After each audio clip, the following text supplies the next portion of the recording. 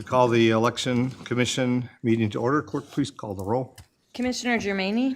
Here. Stringham? Here. Felder? Here. Hayter? Here. Stillgrave? Here. Vining? Here. Mayor Clark? Here.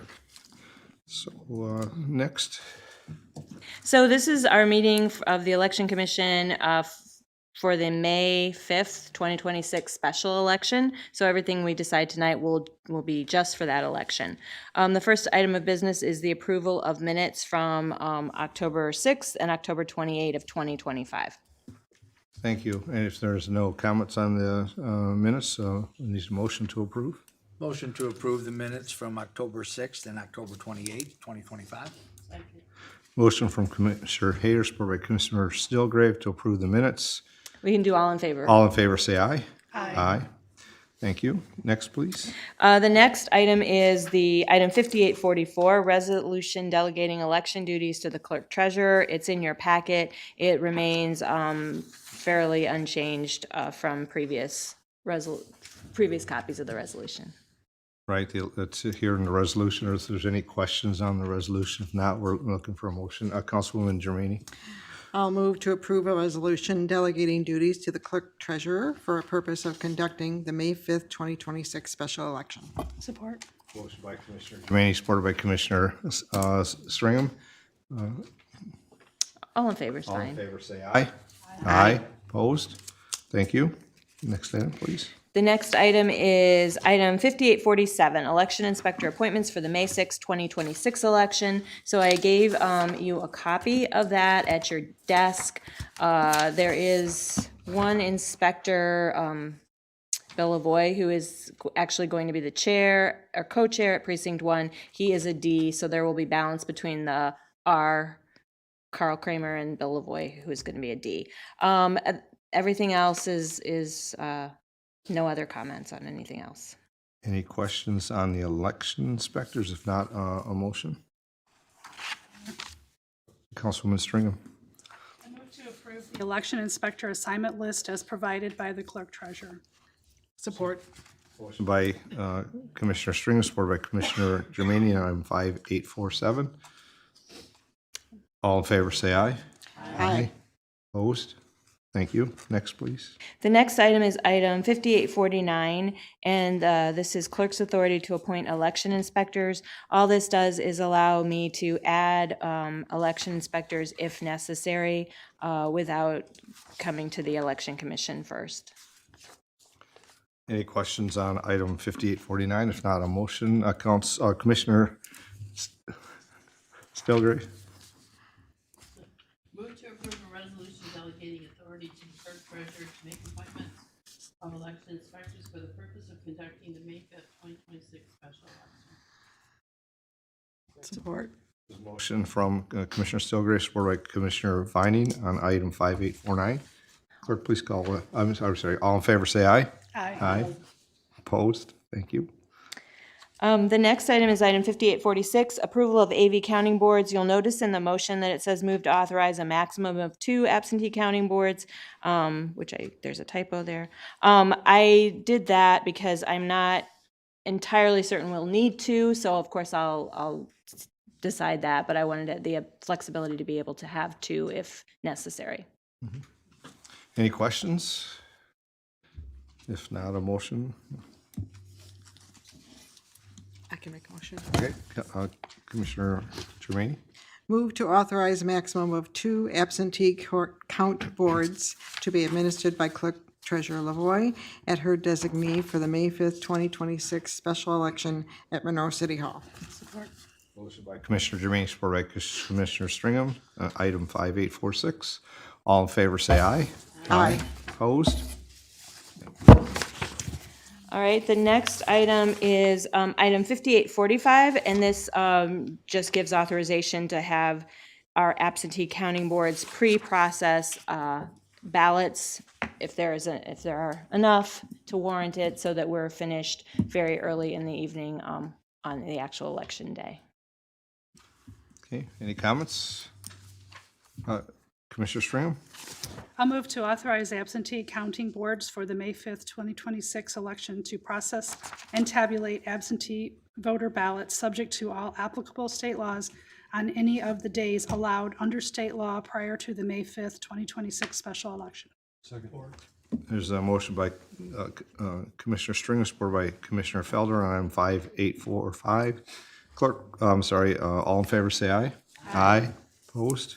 Thank you.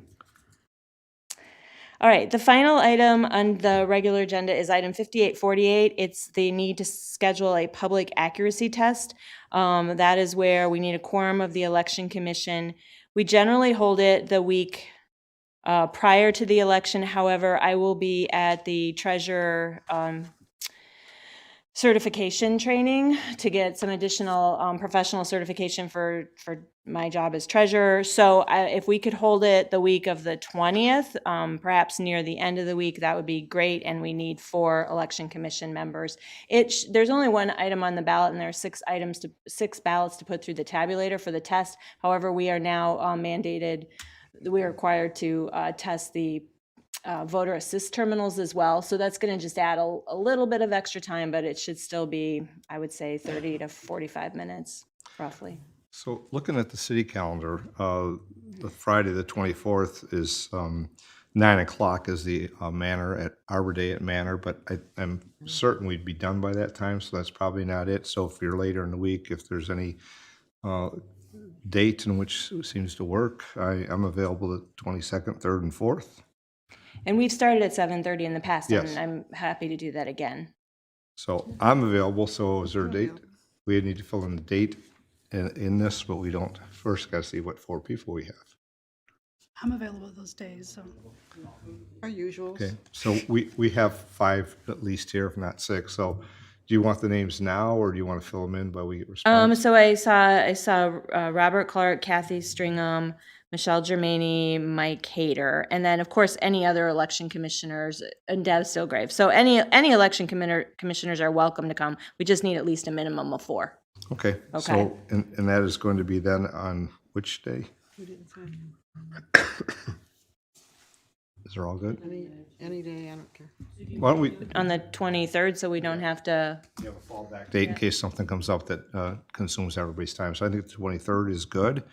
And 7:30 on the 23rd, and you have the names. I have the So- names, so just need a Gauss- motion. Commissioner Feller. Just a point on that motion. I believe that's for the May 5th election, not the May 6th. Oh, yes, it is. Thank you. There's a typo. In the packet, it says May 6th. I believe it's for the 5th. Yep, So Thank you. just a note. Yep. No problem. Okay, so I have, we'll need a motion to hold it, the public accuracy test for the May 5th election on the 23rd, April 23rd at 7:30. Commissioner Stringham. I move to hold the public accuracy test for the May 5th, 2026, a general election on April 23rd at 7:30 a.m. at City Hall, with the test to be conducted by the commissioners. Do I have to mention them, or That's fine. the ones that we talked about?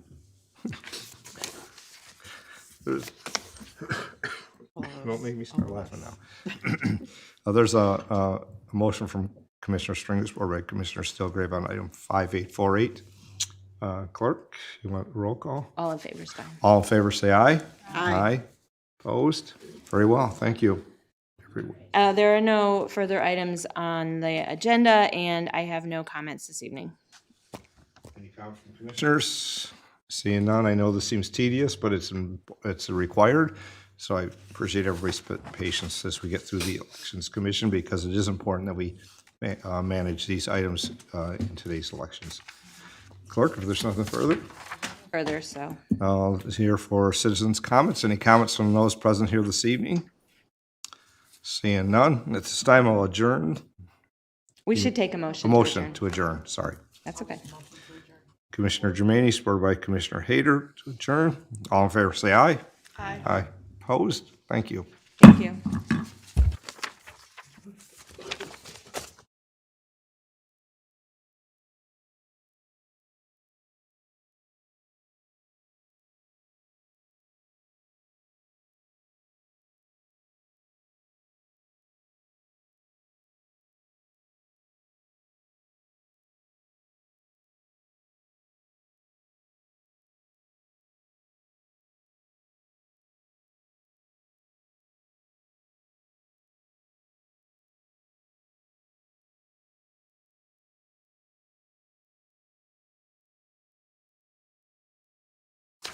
Graham? Here. Felder? Here. Vining? Here. Mayor Clark. Here. Next item, please. The next item is any public comment. As we start the work session this evening, any comments from those present here this evening? Any public comments? Seeing none. Next item, please. Is the work session agenda, item 5821, 2026, 27, goals and objectives presentation. Thank you. Manager Robinson. And honorable council members, as you know, as we began this process at the beginning of the year, and we had the January 10th work session that we all worked through. And this year, as we did this, we kind of put our thoughts into strategic visioning and with coming up with specific tasks that would fall under the goals and objectives. And I think that we've had many conversations and work sessions and interaction between the administration and council members in order to establish the list. And the consensus from the council members was the goals and objectives are fine the way they were from the 24-25, the way they were broad enough to cover the same directions we were going. And so what we did is we the visual document by our communications division, putting our city colors, et cetera, in that, and now we have that. But we also put together, and you see I left it on your desk there, and it's been forwarded before. It was the list of the prioritized tasks that council provided to the administration of things they wanted to see completed within this time period over this 2-year session of city council. And it's obviously going to be a living task list. And as we go through the year, there'll be times that you will add things to this list, and we'll continue to add things to this list. But from the list that we started with, you can see that all of the items at some point fit within one of the goals and objectives out of the 5 goals and objectives that we have, and the many objectives underneath each goal. They all fit within those areas, which I think was a verifying role that the goals and objectives were accurate for this upcoming 2-year session. And I think the idea of putting the strategic vision that you as a council have towards the things that you want to see specifically accomplished during this time period and relative time periods. If you remember, we did an exercise where we wanted what you thought needed to be done within the first 6 months, and then what after 1 year, and then what was everlasting out through that. Well, so we have created all this in a document, but I think what the administration did is we went back and we had our think tank and people from our economic development office and our communication department, and everybody participated, and we came up with an actual Gantt chart that I provided in front of you, but Mark is going to put it in on the thing where each one of these tasks will be in the Gantt chart. And then there's 2 versions of this. There's ones that can be public facing that you guys will be able to access right from our website to see where their progress is. And then we also have an internal one where we have a couple different columns that give us certain target dates, who's assigned to accomplishing the task, et cetera, like that, to help us track internally while we work through these tasks that you have given. And you know, after last week's, the last city council meeting's agenda and this city council agenda, there's going to be a lot of changes to this Gantt chart as we go forward, as we continue to complete a lot of these things. Now, Mark, would you like to explain a little more about how this chart came to be and what it can do? Sure. Good evening, Honorable Mayor, City Council, Clerk Treasurer Lavoie. So this was a chart that we put together that sort of sets out the vision for the remainder of your term. We went item by item and looked at where we were at with each item as well as what actions are needed to be taken for each item to begin to schedule those out both for the remainder of this year and also all of next year, based on the prioritization that you discussed when we gathered back in March. So each of those items that are on the Word document, the list that the city manager provided, we have here, this is the public-facing version of this document. The behind-the-scenes document that we're going to use as administration lays out exactly who's responsible for each task, which goal it relates to, that we kind of use as an accountability and tracker internally. But there's also another document where we're going to work with each department head, each director for each of these items. What are the steps that we need to take to get to resolution or to move these items forward? And then how are we scheduling those out? So this document is just a snapshot for you. And as the city manager indicated, we're working with the communications department to have this available publicly as well.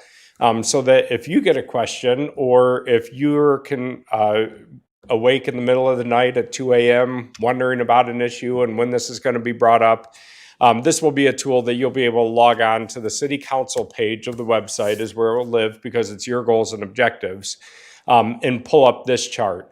Now, this chart is also going to be updated regularly. So the other chart that lists each and every step for each of these goals will feed into this chart. So those tasks are going to be driven. We've got that broken out by month. So we're looking at, for example, the data centers update was already done, but we did that in the first quarter of 2026. So there was, I think in February we discussed that. There was a mark in February which updated this chart to now show that is complete, at least in the sense of this particular item where council wanted to have a discussion and an update on it. So this will be our way to communicate to you all of your priorities and when they will fall in the calendar. Certainly, based on priorities, the e-bikes, that is planning to come to you yet this quarter because we know that is a seasonal item. And so that is how we based out the timing. But I don't want to speak for the city manager, but if you have thoughts or input on this, it's a living document as he indicated, so.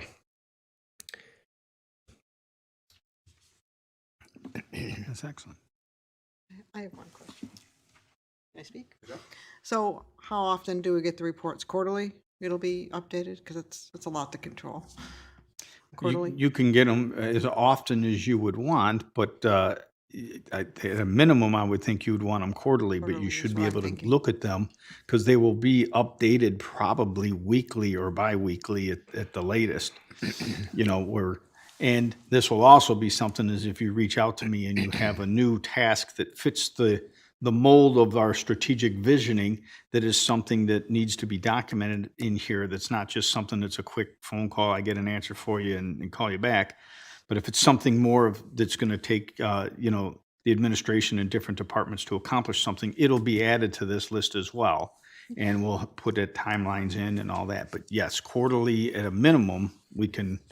I can actually generate a report in one of my manager update reports to you, and you'll see exactly where you're at. All right, thank you. Other questions?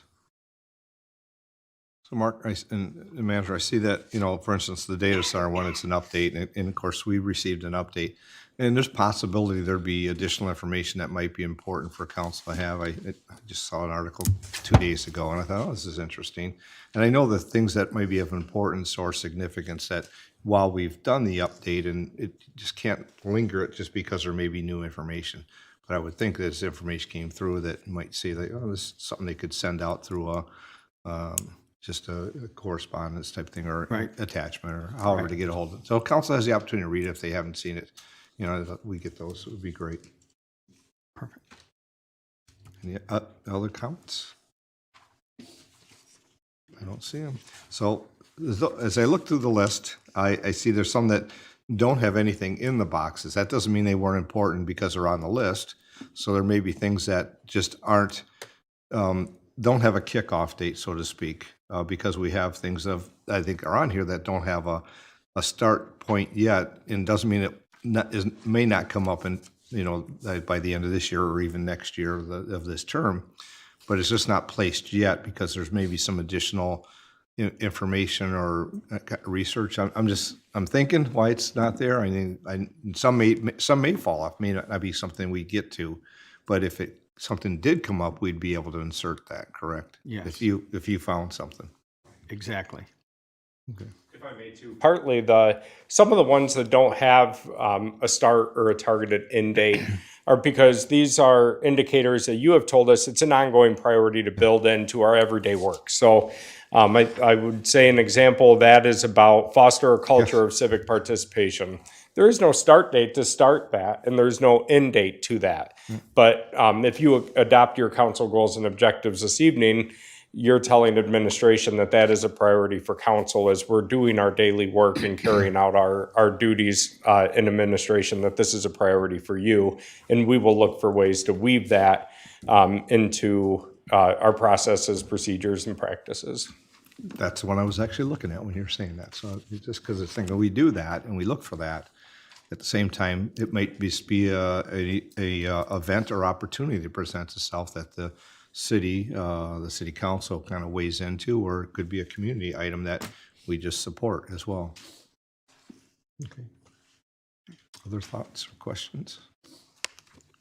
I don't see any.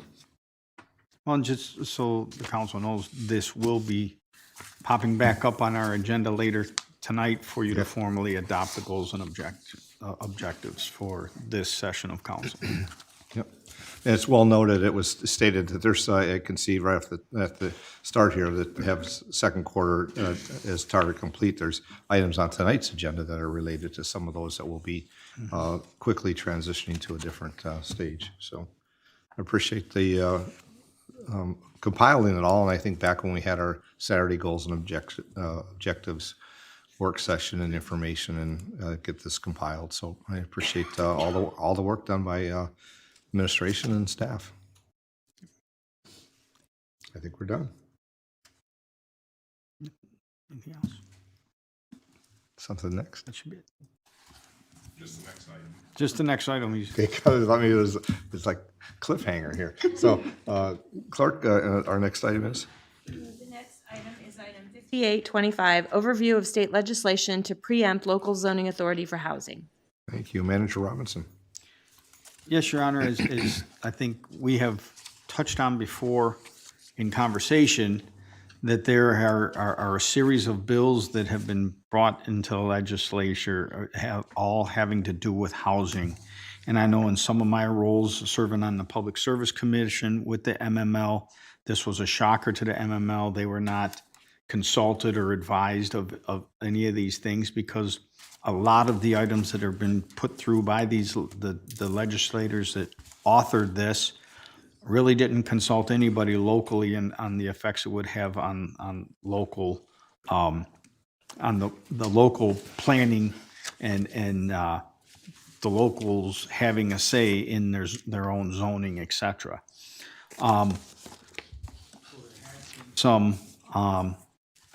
There's been a lot of cities that are putting together resolutions to formally send to their legislators about opposing these bills. And I think this is where Mark's going to talk a little more about the, partnership over preemption of these legislative acts that are currently in our House. Mark? Good evening. So we wanted to bring this down to a local level. So some of us were at the MML CapCon and heard a lot about housing. You all received the emails from the Michigan Municipal League and SimCog and other partners to talk about these bills that really take away our authority to address the challenges with trying to encourage more housing. And we wanted to both take a step back and think about where we've come with housing in our city, what we have been able to accomplish on our own, and then what these bills would mean for us, and then what the next steps are. So if we go back, coming off the heels of the conversation of your council goals and objectives, last term, the last 2 terms, this has been one of your priorities to talk about how we address the housing challenges across the whole spectrum in the city, from affordable housing to lack of housing to the need for different formats, activating city-owned property for the purposes of housing. And so with that being one of your priorities, we have participated in 2021, this work actually started, but in 2022, the state of Michigan released a statewide housing plan. And as part of that plan, they broke up the state into 14 different regions. And Monroe County is part of what is called Region K, which is the Southeast Michigan Housing Partnership. That partnership meets on a regular basis to look at within our region, which includes the Monroe, Lenawee, Jackson, Washtenaw County outside of Ann Arbor, and some of the western communities, how as more rural communities and with urban areas sprinkled in, how are we addressing housing? And so each of the 14 regions also develop their own housing goals. So if you'd like, we can provide you a copy of that. If, again, you're up at 2 a.m. wondering how Region K is planning to address housing, we've got that for you. But in the original 2022 goal, the state established a goal across the entire state to build 75,000 new housing units. A couple years later, they came back and updated that to 115,000 housing unit goals or units. 2 years later, as part of that housing plan, MISHDA put forward a couple different programs that we were able to tap into through what's called the My Neighborhood program. If this sounds familiar to you, it's because we received $50,000 from MISHDA to update our zoning ordinance to tackle housing overall. We also received $75,000 for the Altrusa Park development because they looked at how do you lift up neighborhoods, how do you lift up communities to encourage more housing. But the one we're going to focus on is the $50,000 that we received from the state as an incentive to update our zoning ordinance. And so in 2024, we got to work, working with the Planning Commission and other stakeholders. We looked at all of our districts in our zoning ordinance that were zoned for residential, whether they were traditional, R1, R2, R3, or residential mixed development areas, commercial Monroe, commercial Telegraph. We looked at each and every one and each and every property within those districts and thought about to update and address some of these items that the state recommended we look at. What is unique? What should our city do that's best for us and best for our neighborhoods? And so in this past July, City Council adopted the outcome of that grant and all that hard work that went into that document, where we looked at things like minimum parking and we'll go through the chart to see what we updated. But we reduced the minimum parking that was required for each housing unit in order to allow for more space on the lot for housing development. We looked at what are our setbacks. Do we have such large setbacks that it's preventing efficient housing to be built? What is the minimum lot size? Multi-units by right. So this is a hot topic in the state right now about duplexes. And where should we allow for the transition of a single unit residence or a single family residence into a duplex? And so we looked at all of our neighborhoods, accessory dwelling units, granny flats, in-law suites, whatever you want to call them. It's converting an accessory unit on the property. Typically that's a garage or a large shed or something like that into a residential living unit. Most of the time it's for multi-generational households, but we allow those in our zoning ordinance now. Cottage court developments, there's a great visual for this, but it's where on one property you may have 4 or 6 residential detached units, smaller formats from about 500 to 800 square feet, but they face each other with a common courtyard. So it creates smaller format housing, but it also creates a sense of community and neighborhood in a more dense fashion on one lot. And then we also looked at live-work units where you may have a home occupation plus somebody living at the property as well. And so our zoning ordinance, we updated across the board in July 2025, adopted in July, which all of those standards were somehow all in these packages of bills that were introduced at the state, the preemption bills, and we'll go through those. But the state incentivized us and said, for you to address housing, we'll give you funds because it takes time. We need expertise to do that. And we took advantage of that and carried that forward. But we made sure that the changes we made were right for Monroe. And then this year, a series of housing bills were introduced at the state level, as the city manager indicated, much to the surprise of a lot of people, that would take all of our authority away to regulate many of the things that I just talked about. It would create a blanket set of regulations that would have to be followed in every community across the state of Michigan, in every neighborhood across the state of Michigan, a one-size-fits-all approach, and takes away our authority, which is a core government function, to address land use in our own community. So real quickly, I'm going to go through these, but these are the packages. I didn't print them all for you, but we can send the links if you'd like to read them. House Bill 5529 and 5530 really deals with minimum lot sizes. So saying that we cannot have a minimum lot size greater than 1,500 square feet. And I've got some visuals because I know it's hard to think, well, how big is 1,500 square feet when you think about all of the neighborhoods that we have across the city.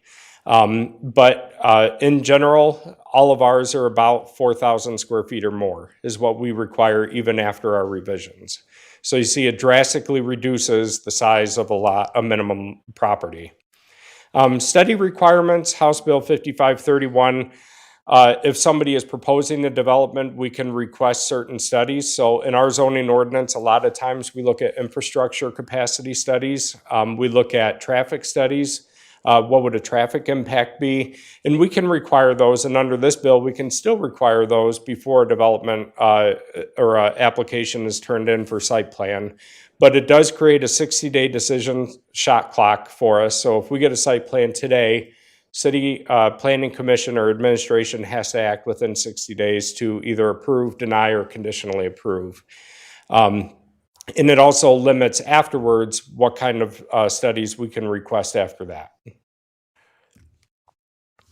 House Bill 5532 expands the qualifying petition area to 300 feet and sets a 60% signature threshold. What that means is if we have a zoning ordinance that someone may say makes no sense or it's restrictive, and the Zoning Enabling Act allows for somebody to file a petition against the city to amend that. Right now, the requirements are 100 feet from the property line, and you have to get 20% of the signatures for 1 in 5 property owners within 100 feet. Now we're required to go out 300 feet and 60%, so you're requiring more people to protest against this than what's required right now, and that's state law, not our ordinance.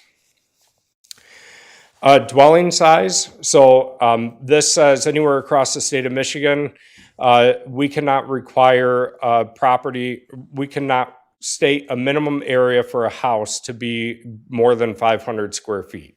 So right now, and I've got a chart that shows where we're at right now, so we'll come back to that. House Bill 5582 says that we cannot set a requirement that more than 1 parking space per unit in a multifamily residential use of a property.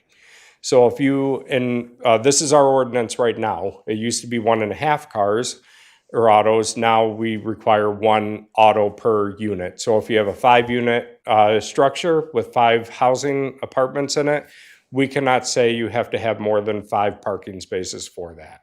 A lot of challenges come with that I'll show. But also, this is one I think that sneaks in that some people don't realize. Under this bill, mobile homes would be required in any residential zone. And this is not what we think of because we've done presentations with council in recent years about manufactured homes, where these are stick-built off-site, brought to the site in sections and assembled on the site. These are your traditional mobile homes, which means it's built on a chassis and designed to be used as a dwelling with or without a permanent foundation when connected to utilities that includes plumbing, heating, air conditioning, electrical system contained in the structure. So this is your traditional mobile home. Right now, the city only allows those in mobile home parks in our zoning ordinance. We do not allow them in other residential districts.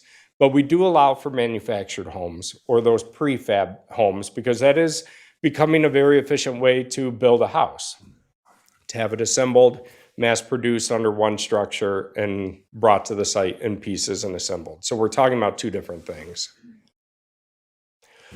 House Bill 5583 talks about setback requirements, and we'll talk about what ours are right now. But if this were to pass in any of our residential districts, we cannot set a setback of greater than 15 feet from the front property line. So think about from the sidewalk to the front of the house, we couldn't say it has to be more than 15 feet. Also, the property lines, we would be required to have nothing more than 5 feet from the side lots and 5 feet from the rear lot. And I've got a demonstration that shows what that would look like. Duplexes by right, this would require that any residential district, anybody would be able to either build or change a single unit into a duplex. There would be no special use requirements for that, like we previously had. And this is one that we did update. So in our zoning ordinance right now, in any residential district, we allow duplexes by right. And then House Bill 5585 talks about the accessory dwelling units and mandating that these be required or permitted in any residential district. But the kicker here is that you are prohibited from using these for density calculations. So right now, when we have a lot, you can only cover that lot to a certain maximum percentage because that is to encourage yard space, green space. You can't have a 20 by 25 lot and put a 20 by 25 house on it. You can't cover that whole lot. Right now in our zoning ordinance, what we use to calculate that is both accessory buildings, so a detached garage, the house, sheds. We have a maximum amount that lot can be covered. If somebody were to build an accessory dwelling unit, we couldn't use that as our calculation. We couldn't require additional parking requirements. So remember that last slide said we can't require more than one parking space per residential unit. The conflict here is accessory dwelling units are considered a residential unit, but we cannot require parking be provided for those. And then we can't require an owner occupancy. And then this also, again, restates that mobile homes would be allowed in a residential zone. Questions on that so far? The thoughts? It's a lot. It is a lot, and I know we've had these House bills come before us and sent out through whether it be the league or SEMCOG, but Kathy? I'm just wondering, like you had mentioned quickly a few things that we had put in place. Can you summarize which ones would be changed, or maybe you've already got that in your That's presentation? the next 3 slides. Thank you. Kelly? I was just curious, Mark, on the ADUs, you said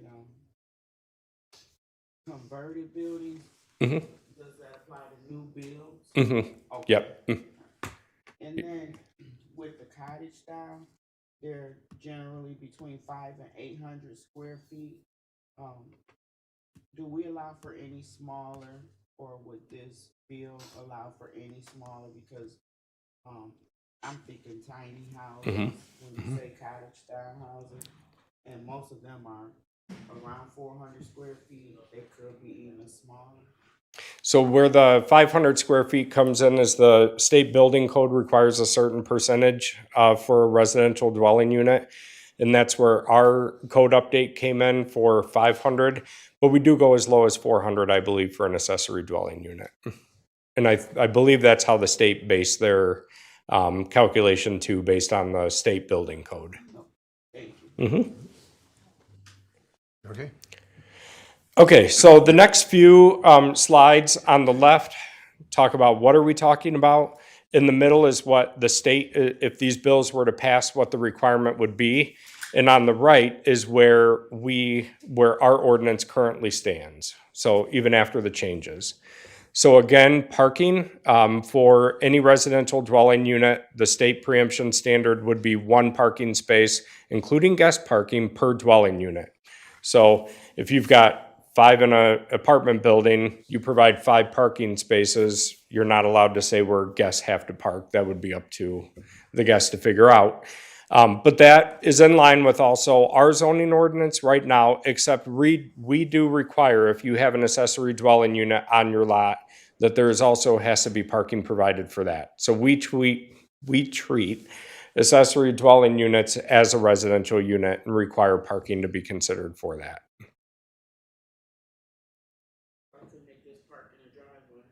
So we can, under the state standard, we would say you can have a driveway, but you can't have more than 1 parking space.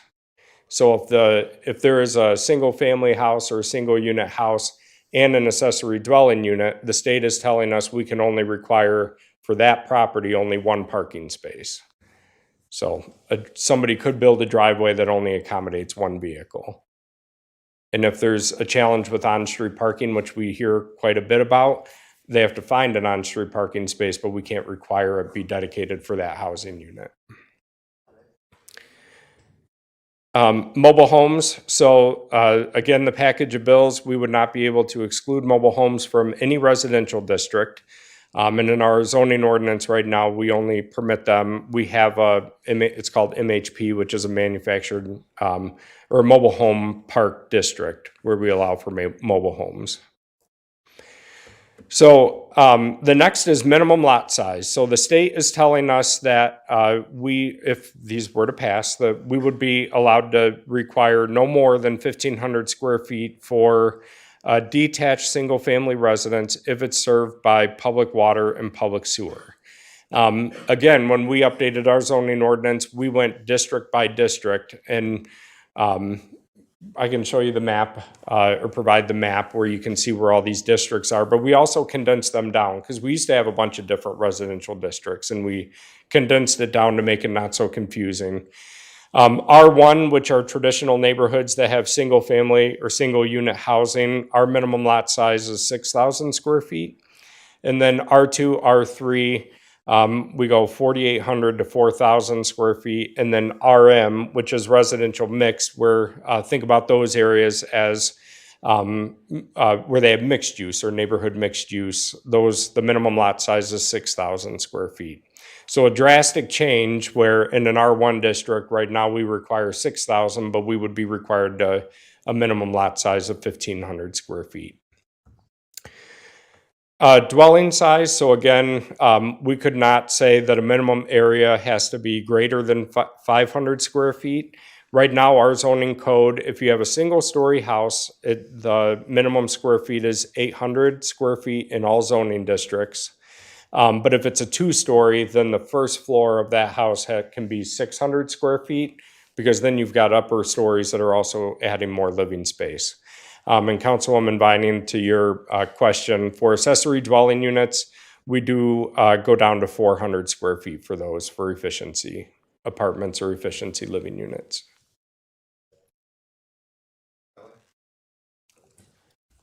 Mark, right now, if I'm proposing a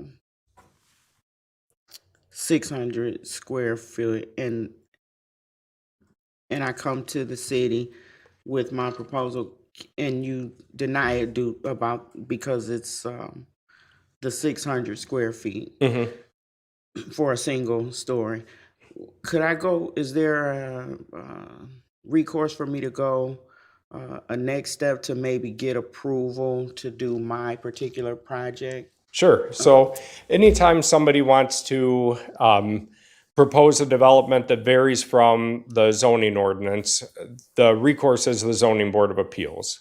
So you would file a request before the zoning board. I take that back. There's 2 things. You can request a rezoning or a zoning amendment for the city to update the zoning ordinance to allow for that. Or if that is denied or you don't want to go that route, for your particular property, you can go before a Zoning Board of Appeals. And there's certain criteria that they have to follow in order to consider that. That's what's called a dimensional variance. So there's dimensional and use variance. And whenever we look at these, it's not just the square footage of the house that we look at, but also the setback requirements. So, and that's the next slide. So we look at the development as a whole, but that is the option that anybody is afforded. Michelle? So if, to be considered two-story, does that include the basement? Or is No. it one floor and then upstairs? Main story, that's considered the first floor, and then the second story Got it. above grade. Thank So for setback requirements, again, this package of bills would require that we can't say a property has to be more than 15 feet from the front property line, and then 5 feet on each side or the rear of the property. So right now, in our R1 district, these are our traditional single unit houses or single family houses. For front yards, we require 25 feet. 35 feet from the rear property line for the backyard. And then we do say, if you only have one side yard, so if you're on a corner lot, 5 feet from that side yard. But if your house is in the middle of the block and you have two side yards, then you have to be a total of 15 feet. In the R2 and R3, it varies slightly. You can see instead of 15 feet, it's 14 feet. We had some discussion on this in the office last week, how important that 1 foot was in the R1 district. And that's something we can take a look at. And then the RM district, which again is the more mixed use residential, it's 16 feet on either side. So again, quite a change when you're looking at dimensions and setbacks of houses from the property lines. And then the duplex by right, if the state laws were to pass, we would be required to we would be mandated to permit duplexes in any zoning district where single-family residences are allowed, and we cannot subject them to any different standards from a single-family residence. So we did update our zoning ordinance, and in any residential district, you are permitted by right to have a duplex. But we do have slightly different standards for duplexes, like entryways, porches, including parking from single-family residences. And then again, accessory dwelling units permitted by right in the state laws in any zoning district, not subject to a public hearing. We would be prohibited from calculating those in lot coverage, parking requirements, and owner occupancy requirements. We do not require owner occupancy, by the way, and permit mobile homes in any residential district. Right now, we do allow by right accessory dwelling units in any zoning district that's residential. However, as I mentioned, we do require that one parking space be provided for those as well. And then the protest petition, our ordinance does not speak to this because it's mandated by the state. So right now, again, if somebody doesn't like the ordinance, and want to submit a protest, anybody who's within 100 feet, 20% of the property owners, not the occupants, have to sign that petition. That would be increased to 300 feet of the property line, so a greater area, and 60% of the property owners within 300 feet would have to sign that protest petition. I'm just curious, why would they take such a huge jump there? You have any thoughts on that? The best way I can say, make it frankly, is harder to change, because it's much harder to get 60% of property owners with 300 feet than it may be if you only have 5 properties within 100 feet. You only have to get one of them to sign for it to be considered before council. But if I do the legwork and get 60% of everybody within a greater area, it's going to make it a little harder to get it across.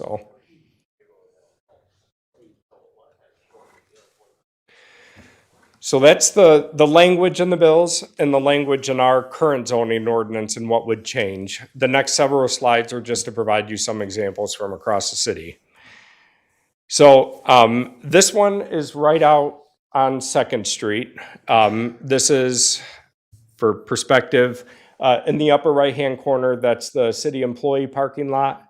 And then the upper left-hand corner, that's the corner with the city hall parking lot. So this is on Second Street, and you'll see this is a 2,035 square foot lot.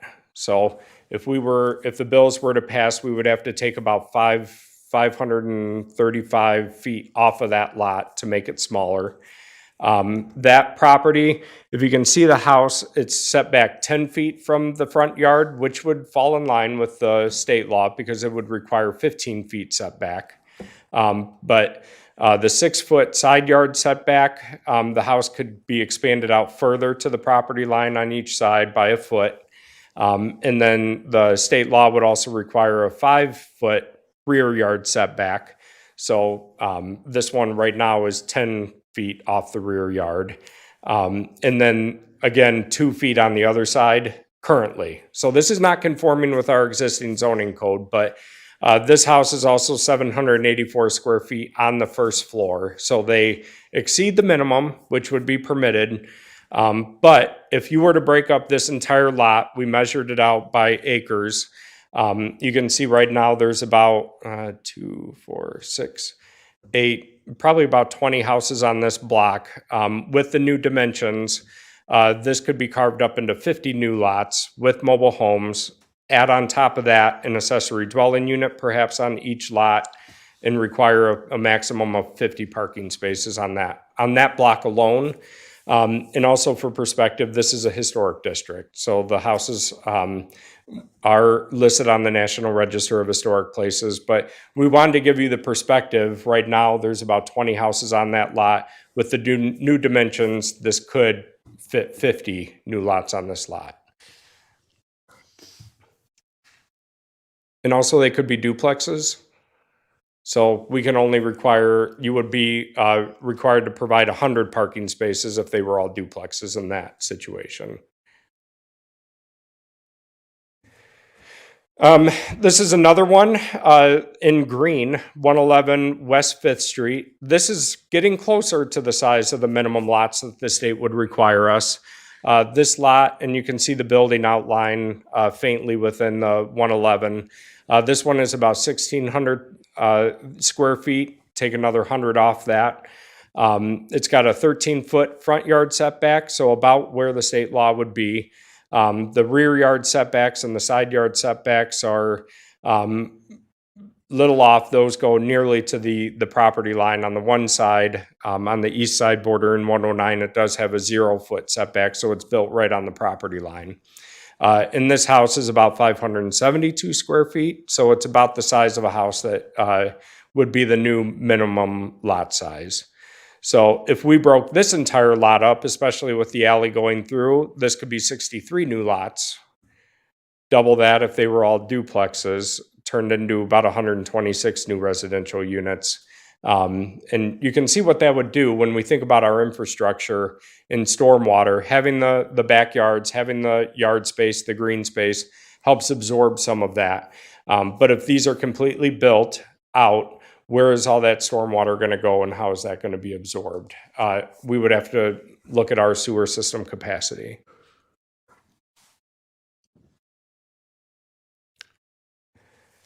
So this one will be the next several slides. This is 381 Armitage Drive.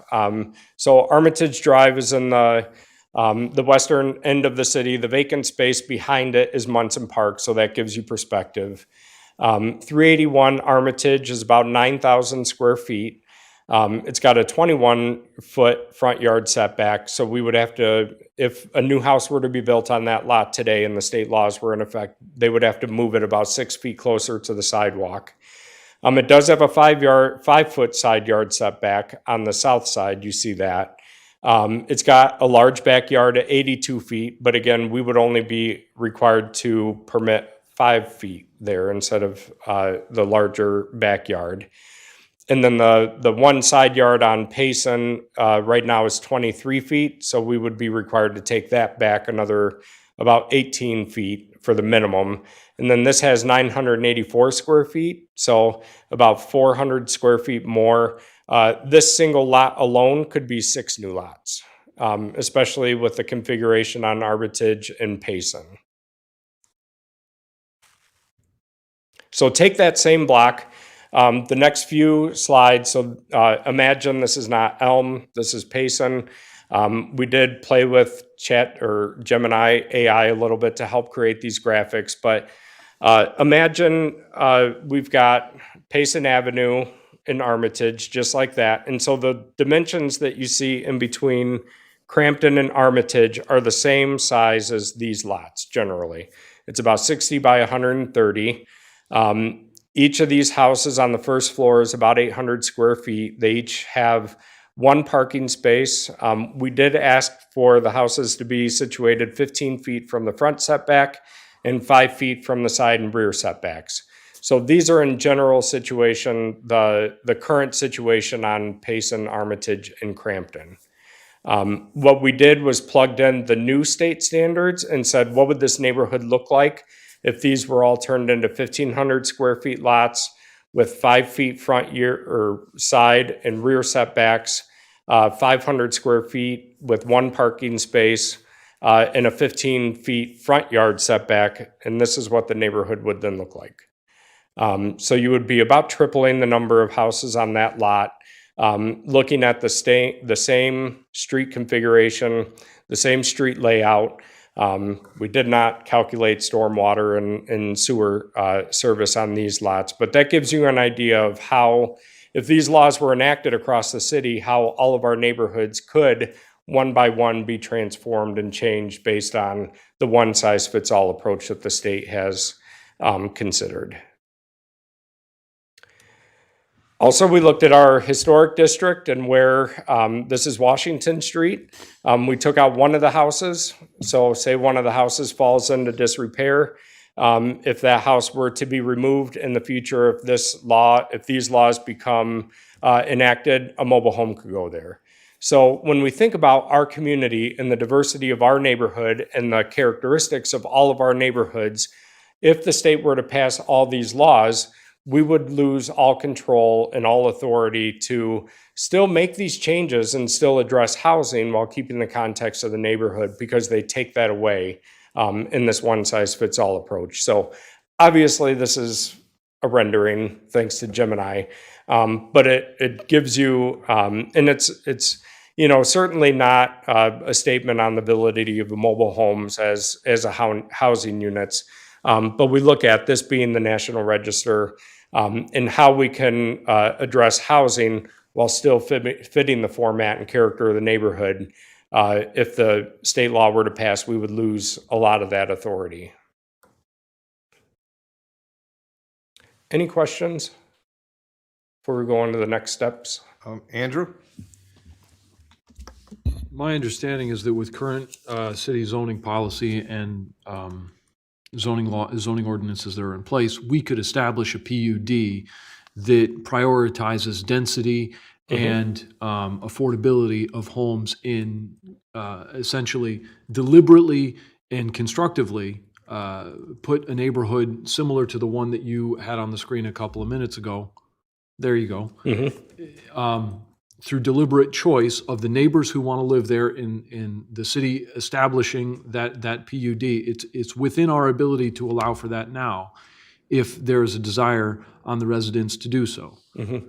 What this would say is that the state policy is going to preempt all local control over that process that we already have the capability of doing ourselves, and essentially saying we're going to give you no say-so over how you construct the neighborhoods, take away any local character, and make homes that are radically dissimilar from one another and not architecturally uniform within the same neighborhood. And so I would just, in addition to the other infrastructure demands that it puts on a neighborhood, it's easy to see that this council has stood in opposition to state preemption to local control in the past, and I intend that we do so again in the future. If there is a desire, I know that density has been a priority for us in the past as we examine new and different housing types to try and explore that, but that needs to be done deliberately with the consultation of the residents and the council, rather than just the state preemption. So I appreciate you bringing this forward and having the presentation. If I may. So a couple examples to speak to what you just said. The fire station site, I think, is one example. That right now, I believe, is an R3 district. So council with the planning commission updated that to a PUD, and we're working with Woda Cooper on a 3-story residential development there, which wouldn't otherwise be allowed under the R3. But through that process and collaboration with the developer, we dictated what character we wanted that development to have. We said, if you want to build this dense development, it needs to fit the neighborhood as well.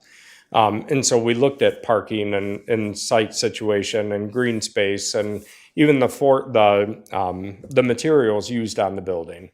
The properties that are currently being installed or being built at La Pleasant and Jones is another example.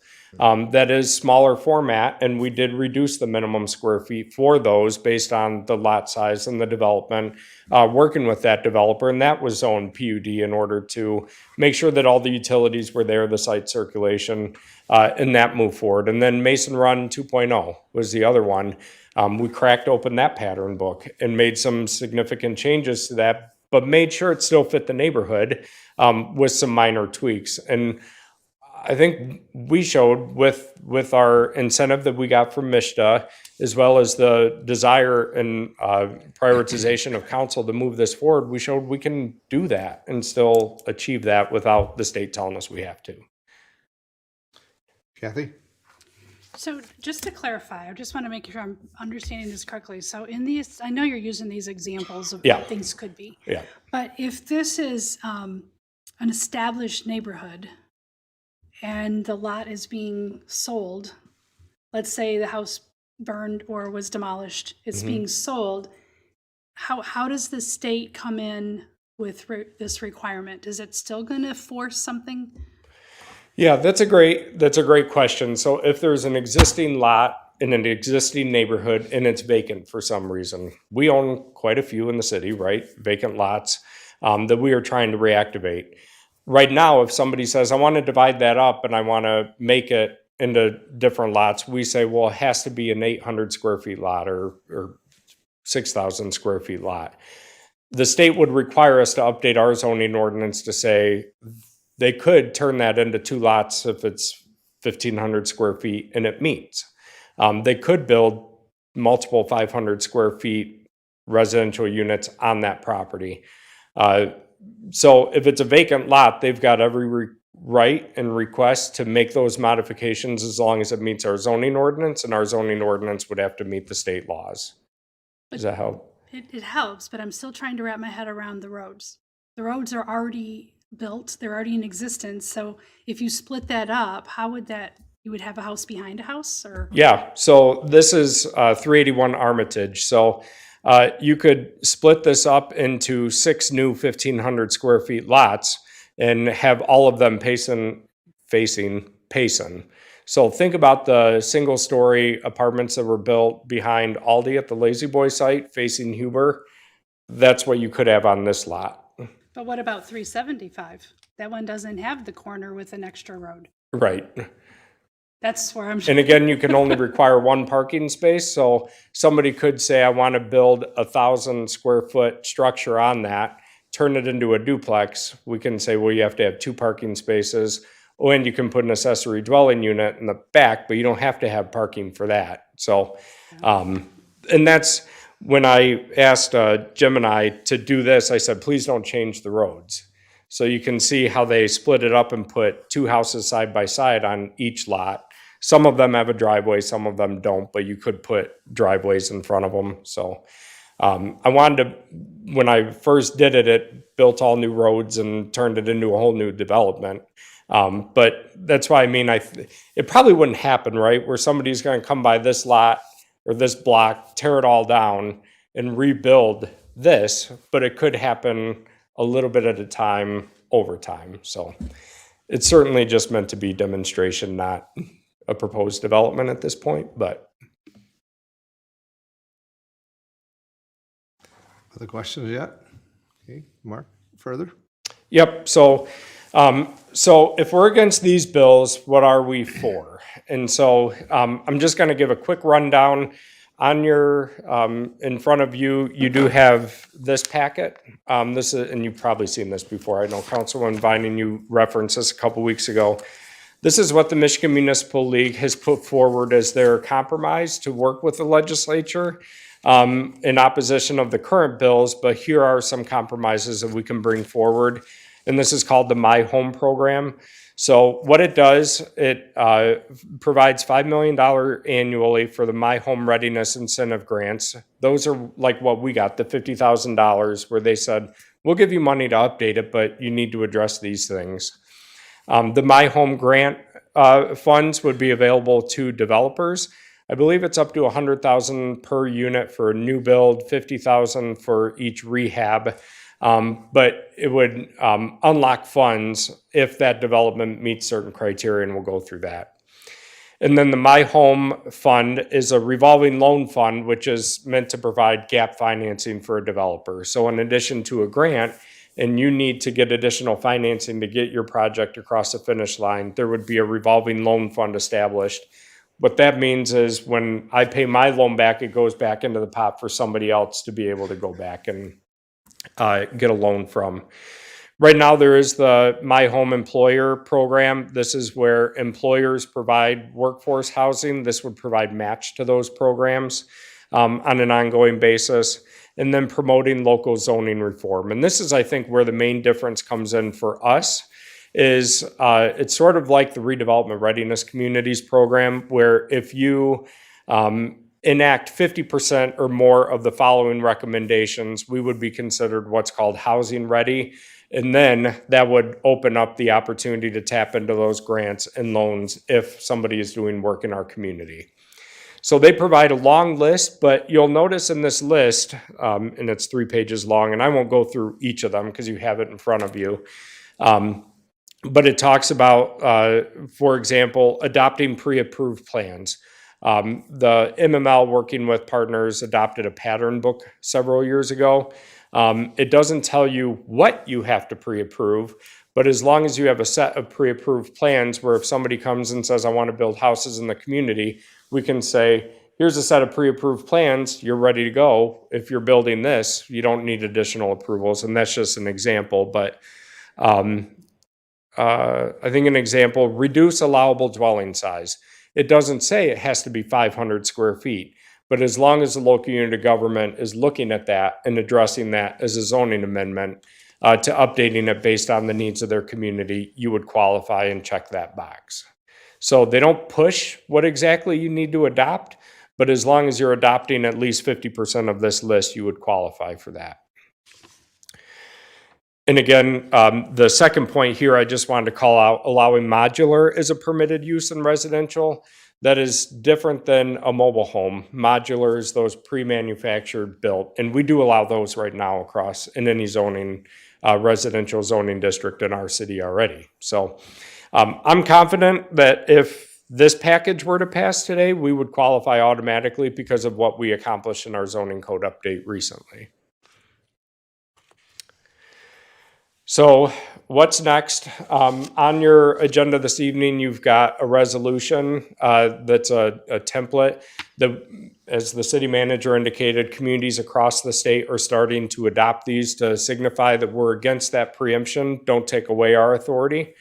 And so that's on your agenda for consideration to adopt that tonight, as well as providing that to our state reps, the Michigan Municipal League and the Michigan Association of Planning. And then continue to work, and this has been the stance that the Michigan Municipal League and SIMCOG have all taken, is we want to work with you on this package. As the city manager indicated, these were introduced in the dead of night without any warning to local communities. There was no collaboration in developing these laws, as you can see.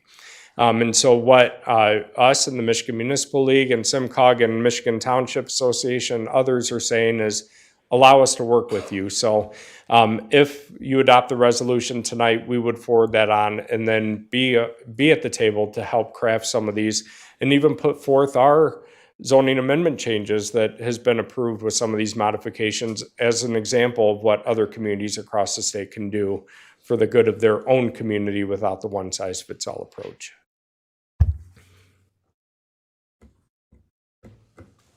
Any additional questions for Mark? I think I know that from Capitol Conference and from those that were present at the press release at SEMCOG with Kathy and Clerk Lavoy, myself.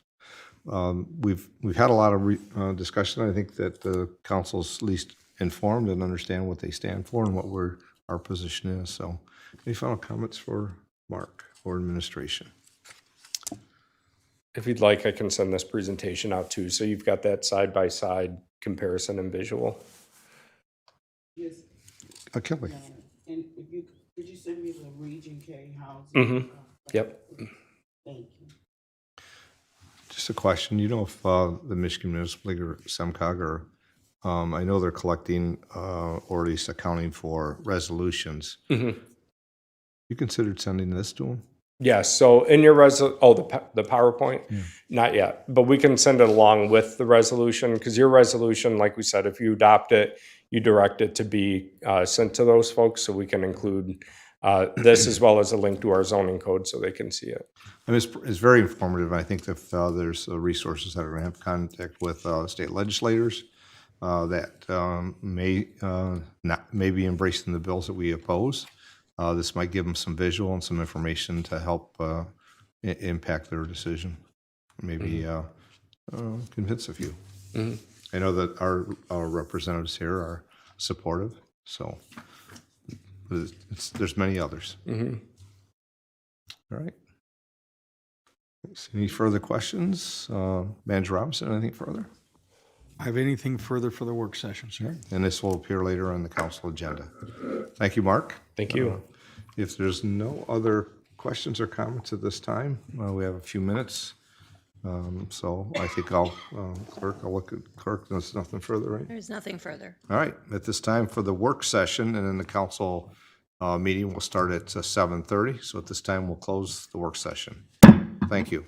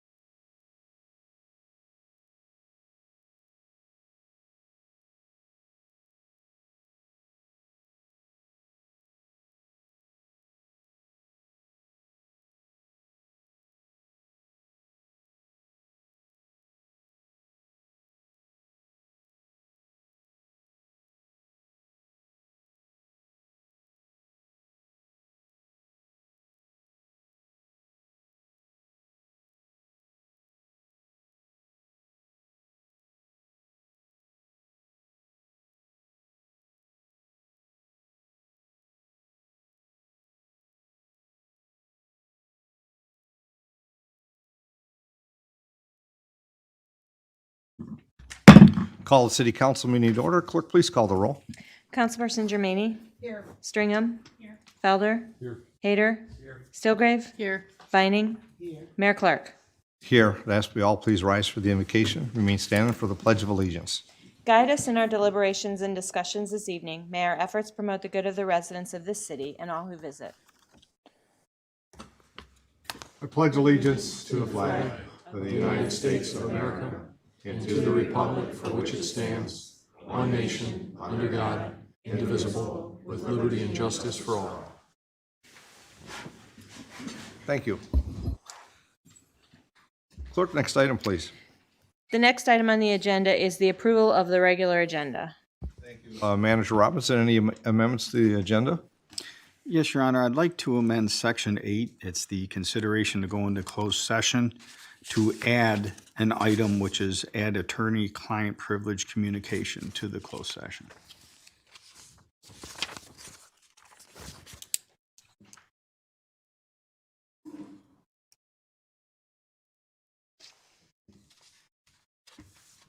Okay, thank you. Are there any items, or does the council have any items to, regarding the regular agenda? Seeing none, we need a motion to approve the regular agenda.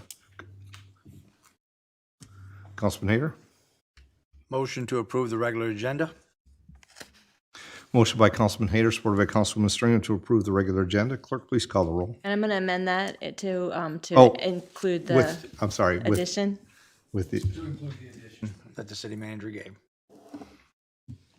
and sports there. Support. I apologize, I should have said that. Clerk, please call the roll. Councilperson Jermaine? Yes. Stringham? Yes. Felder? Yes. Hader? Stillgrave? Yes. Vining? Yes. Mayor Clark? Yes. Next item, please. The next item is the consent agenda and approval of payments. The amount should read $1,947,675.51. 1947675.51. Thank you. Are there any items on the consent agenda that council wishes to have pulled for further discussion? Any items on the consent agenda council wishes to have pulled? Seeing none? Excuse me. Are there any items on the consent agenda, those present here this evening, wish to have pulled for further discussion? I know there's many people here this evening. So the consent agenda is, let's see, about 5 items that are identified. They're not part of the presentations, communications, or public hearings. That'll come later. That'll be done individually. So anything that's on the consent agenda, if not pulled, will be passed collectively through one motion. So I'll ask again, is there anything on the consent agenda those present here this evening wish to have pulled for further discussion? It's, you can see it's a change order on sidewalks, change order on street concretes, the lawn maintenance contract, and water distribution truck replacement. Those are the consent agenda items, as well as the minutes and the amount for payments that were mentioned. Last opportunity. Any items on the consent agenda? Seeing none, Councilman Felder. Yes, Your Honor, I'd like to make a motion that all items on the consent agenda be accepted, placed on file, recommendations carried out, and resolutions adopted. Motion by Councilman Felder, supported by Councilwoman Stillgrave, that all items on the consent agenda be accepted, placed on file, recommendations carried out, and resolutions adopted. Clerk, please call the roll. Councilperson Jermaine? Yes. Stringham? Yes. Felder? Yes. Hader? Yes. Stillgrave? Yes. Vining? Yes. Mayor Clark? Yes. Next item, please. The next item on the agenda is under presentations, communications, and public hearings. We have recognition of Hannah Trombley. Thank you. I'm going to come down to the podium to make this presentation, and I'm going to ask that Hannah join me.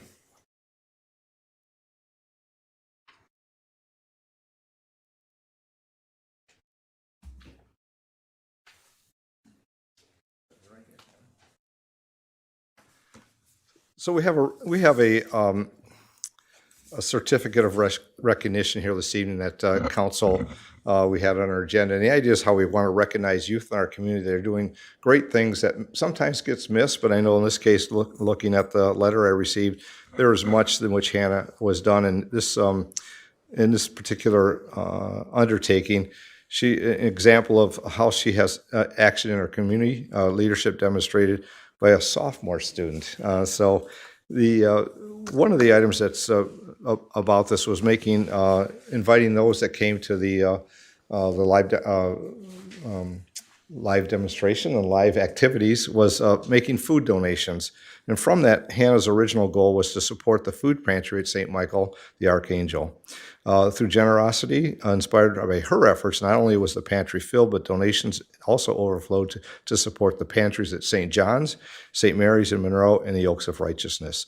So it's these type of unexpected donations that a total as well as cash of over $500, and subsequently donated to the Hispanic community in Monroe County. So a lot of thought went into her project, her thought about how she delivered. In a sense, you start small, and you saw with a little generosity, a good vision and message, you can get others in your community to inspire and be participants. So we have a certificate of recognition awarded to Hannah Trombley. It's in recognition of your exceptional leadership in organizing your first drive through your living activities and demonstrations, and also your dedication to planning and community outreach, resulting in a significant contribution to our local food pantries. We celebrate your initiative and incredible impact on your first year success. When I saw that, I'm thinking, I think we'll have more of this, which would be wonderful for community. So, Hannah, I want to present this to you and say thank you and congratulations. You're welcome to speak. Thank you.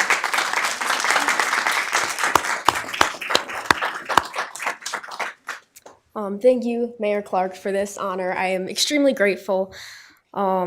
This Living Nativity was something that I felt very strongly that I wanted to do, and when I initially reached out to Mr. Carroll about doing it, my principal, he was very open about it and very encouraging and really wanted it to be a success, and I worked very hard to make sure it was organized and simple and easy to understand, but also had a deep meaning.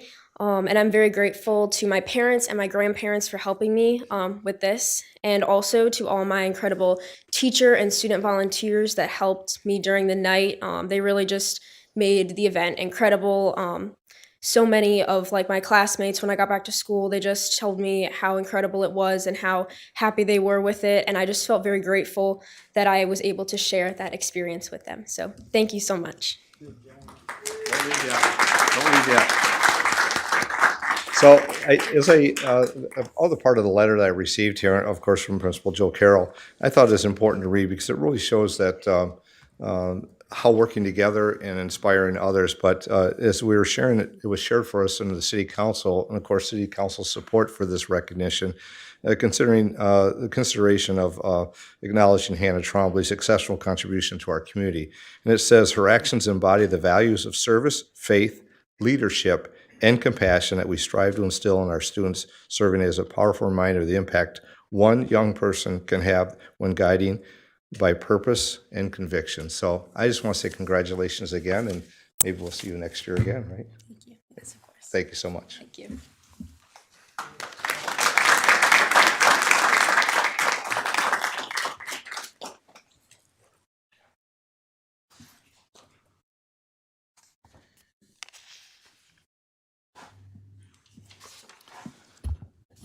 Clerk, next item, please. The next item on the agenda is item 5814. It is communications to council, a charter amendment request from Omar Furden. Thank you. Manager Robinson, I know this is a communication received. Any other additional comments from that? And I might have a comment after. Yes, Your Honor, this was a letter that was sent by Mr. Omar Furden to the city clerk for city council consideration for a charter amendment request.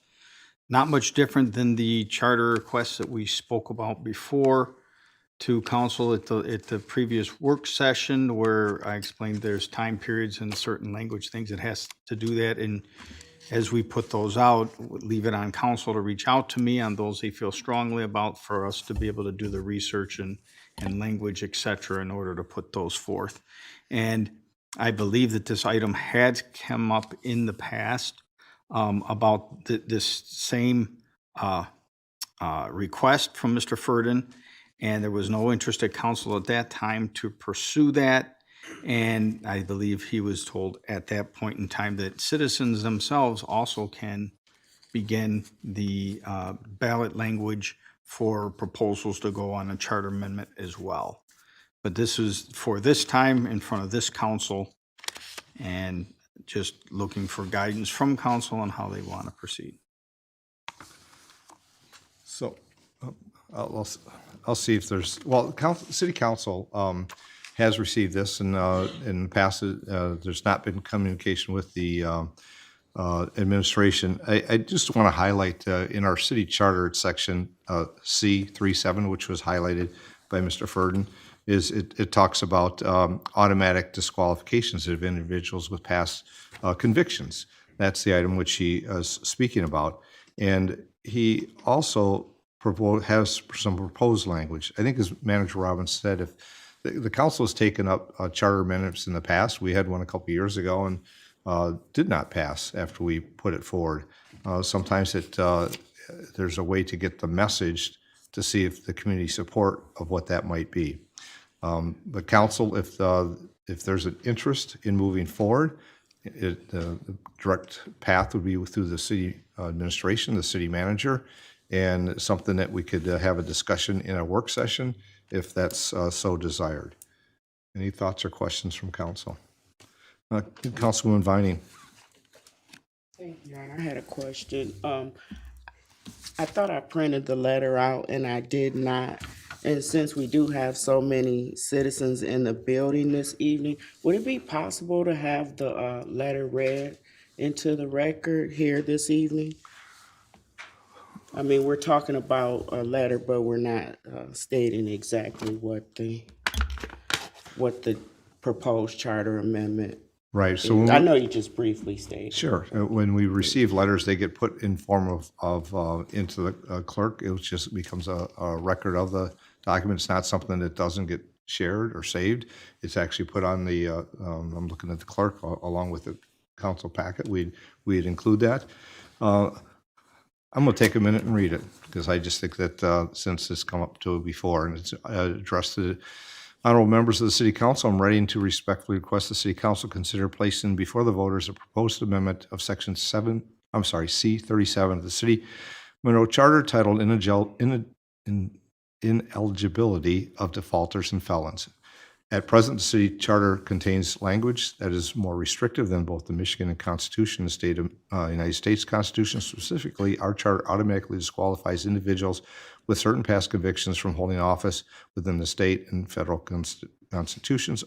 Only impose restrictions in limited circumstances, such as conviction for infamous crimes, that's in quotes, under the state law, or disqualification through impeachment at the federal level. It is in the interest of consistency and good governance. I believe Monroe's charter should be aligned with those of higher government documents. Doing so would eliminate potential conflicts between local and higher law and ensure that the city of Monroe follows the same eligibility framework already established at the state and federal levels. To that end, I respectfully request that the council vote to place the following proposed language on the ballot for the next regular election.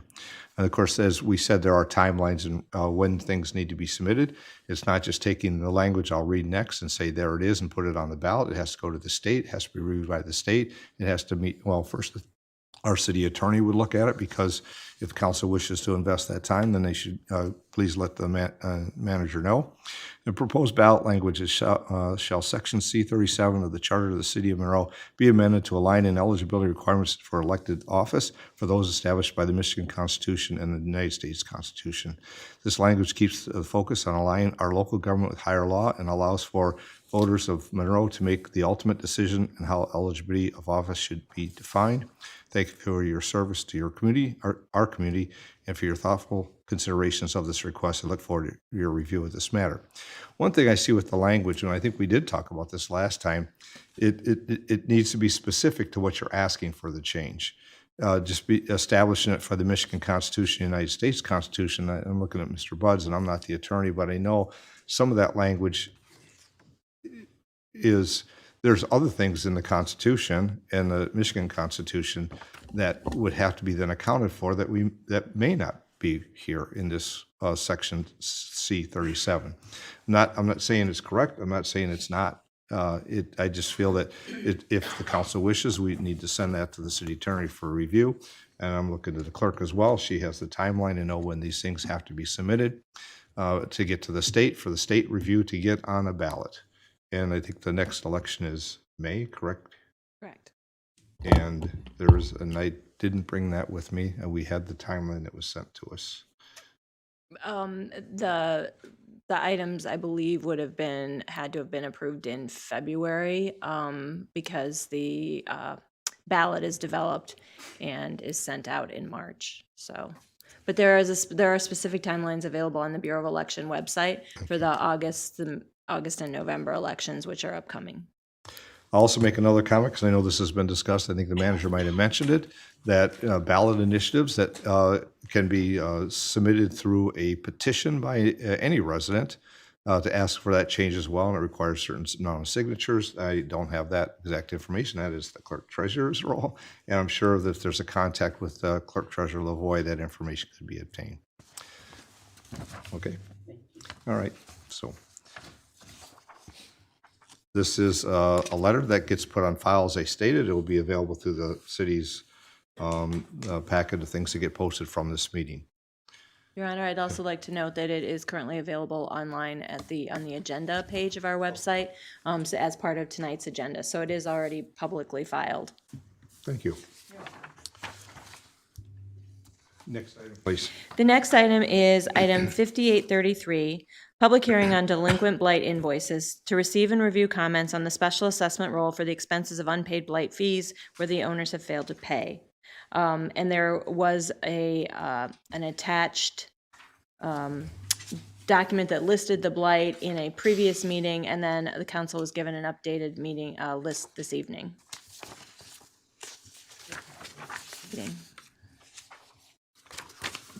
And there are no comments on file in the clerk treasurer's office. Thank you. Before we open the public hearing, and Manager Robinson may have a comment as well, but I'll just start by saying we have 6 public hearings this evening.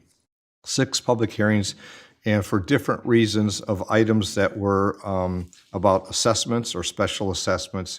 It could be related to blight, rental housing inspection. I'm going down the list in order. Weed and grass cutting, delinquent on demolition invoices, snow removal invoices, and then the last is something different on a proposed ordinance. So as we go through the public hearings, if there's persons here today that wish to speak to one of these, I'll make sure we repeat which one it is that you may want to talk about. If it's, the first one's blight, so if that's not what you have on your list, then it might be a different one, please come forward. As we have a public hearing, we take comments from those present if they wish to make them. Just be mindful of the rules of the chamber. You have 3 minutes. Please state your name and jurisdiction of residence. The reason for that is the clerk, and later we can have an accurate record of who's speaking here. We have many people here this evening. Manager Robinson, anything additional? Your Honor, I think it's pretty clear that really the next 5 public hearings are for delinquent payment of invoices where they were billed by the city for items, and this is the statutorily accurate way for us to be able to collect, because the state statute allows us to apply those to their tax bills if they were delinquent in paying the city on these items. Thank you. Okay, at this time, I'll start the public hearings that are on the agenda. So at this time, I'll open the public hearing on item 5833, public hearing regarding delinquent blight invoices. Any comments from those present here this evening regarding item 5833, blight invoices? Please come forward, state your name, jurisdiction of residence, and your comments. Is Ariel Cooper. Our residence is Monroe County. The home is in my fiance's name, Lee Coronado, just so that's clear for the record. Yeah. And so we got the inspector notice from James, whatever he put on the paper at the time, about clearing up a bunch of stuff. We cleared out all the stuff that he wanted us to do, sold the camper, made my uncle move his car, tore down our garage, everything. The last thing that was needed was we had a fence that was up. He put on the paper that we needed to repair or tear it down, but he didn't specify which one he wanted done. So we repaired it. We put new panels up. We were in the process of painting it. I left him voicemails each time updating him on everything that I did so that, you know, he knew where we were at and let him know like I was trying to get it done in the right time frame. And then one day I just showed up and like he didn't never get back to me about if I had to tear the fence down or not. I thought the repairs we did was fine. And then one day I showed up and there was just someone tearing the fence down. They told me, or getting ready to tear the fence down. I asked them if we could just do it ourselves, and he told me it was too late for that, and we were going to be charged for it. So I'm kind of wanting to know if there's a way to appeal it, because there was no communication. And when did this, when was this original or the contact? He tore the fence down last summer. I believe it was around May. Okay, I'm looking at the list and I missed something here. Thank you. It's under Coronado. Yes. Lee, and it's the 4th one down, I believe, on the list. And it looks like the billing, they can be a little difficult to read, but I believe the billing was 6/13/2025. Yes, that's the date, June. I couldn't remember if it was May or June. I apologize. That's okay, that's close enough. I just didn't get the right line here. I can see it on the sheet here. So you're looking for consideration regarding this because of the cost? Not necessarily because of the cost, because I feel there was not, we did everything in our attempts to try to get it tore down. I'm been having eye surgeries the last few years, so I was pretty much trying to do stuff on my own while he was working, and I did express that to Jim as well. Like I had my brothers coming over and helping, and we got everything cleared out within like a week and 3 days. The last thing was the fence, and had I have known it needed to be tore down, not just repaired, I would have did that. Like there was no reason for me to not do the last step left. I just didn't know, because like I said, the paper stated repair or replace. So our first approach was to try to repair it, and we thought we did okay, and then he just was not responding to my messages or my emails or my voicemails. So then I ended up, me and the guy that came and tore it down, I even told him, like, I have 3 brothers. I can have them over here and we can get it tore down this weekend. Like now we're, you know. So I just feel there was not very good communication on Jim's part, which I know he's retired now, but I was leaving him voicemails. I was trying to find out what exactly needed to be done in order to avoid the charges. Okay, so let's start here because you have a date and you have some information. You probably have some photographs or recollection. I know when the staff goes out that they do the same. So, and others may hear me say this because you're looking to have the fees not paid, right, to be waived. So City Manager Robinson is at the end. That is here. Make sure you connect with him, leave a phone number for contact. He'll review the file and he'll get back with you regarding this. And just for everybody here, the council and our charter doesn't give us authority to waive fees. That has to go through an administrative review. Though council is engaged, and that's why we do this public hearing and this process, so we have awareness, but also then the manager and the administration or the staff gets back with the city and of course the clerk to know what the outcome was. So before you leave, make sure you make a contact with the Manager Robinson, okay? Yes, sir. Thank you so much. All right, thank you. Thank you. Your Honor, Yes. if I may, just one thing for purposes of the record also being clear, this is one that did go to the circuit court for blight abatement through our office also, so there was notice and provisions that went through that court process also. Well, I appreciate that. That's and I guess if these come through, please let me know again if there's additional. And that means that it not only was through here, it went over to the court for review and weighed in. Other comments for this public hearing regarding delinquent blight invoices? Yes, sir. Please come forward, state your name and jurisdiction of residence.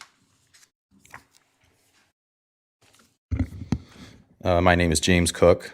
I live at 1217 Michigan Avenue. We received the public hearing notice for the city council meeting tonight for a notice of blight. So we had a home renovation project that we were doing, fully permitted, went through the building department, and it was the demolition of my current front porch, some pulling of some landscaping, and then the refurbishment and put up of a new structure on the front of my house. So we went through a majority of the demolition project, which was pulling a whole bunch of hedges and shrubs and all that out of there. We removed all of that super promptly. And then as we were destroying and demolishing the existing front porch, most of what was there as well, we ended up hauling off and taking to the dump and disposing of it. We had a small little bit left that was sitting out at the front of my house and had plans to remove it. So I can't recall what day that is. Actually, hang on, I can tell you what day it is. 17th, I want to say. So yeah, this was in September. September 22nd? September 17th. September 17th was the particular day that we were talking about. That's when they showed up to pick up what they deemed as blight at the front of the house, which was like I said, a small bundle of wood. And we never received any correspondence on that at all. I was not aware that that was in progress of becoming a blight notice. I never received a call. There was no tag present. I never spoke to any officials or anything else. My first knowing of the matter was when the city workers showed up to the front of my house and said, "Hey, just so you know, there's some people on the way to come and pick this up." And I said, "Well, okay, I didn't really know anything about it, didn't know the process or anything else." And they said, once we get started on this, there's nothing really you can do about it, which I thought was odd. But I said, okay, whatever, if you're going to come get it, that's fine. I didn't think anything of it. So after they loaded this little bit of stuff and took it away, which was by like a front end loader, a 15-foot flatbed truck, and a Chevy Silverado, which I thought was a tad excessive for a small bundle of wood. We received the blight notice a couple of weeks later that I was responsible for the charges, and I called the building department and said that I didn't agree with that because we had been super timely with the disposal of everything else at the time, and had I known that that particular thing was an issue and it was brought to my attention, I would have gladly cleaned it up well before the period that I would have been responsible for this for. Writing something. There's photographs available to what they picked up and the active construction going on. Pardon me. All right, so I just wrote, let me finish this.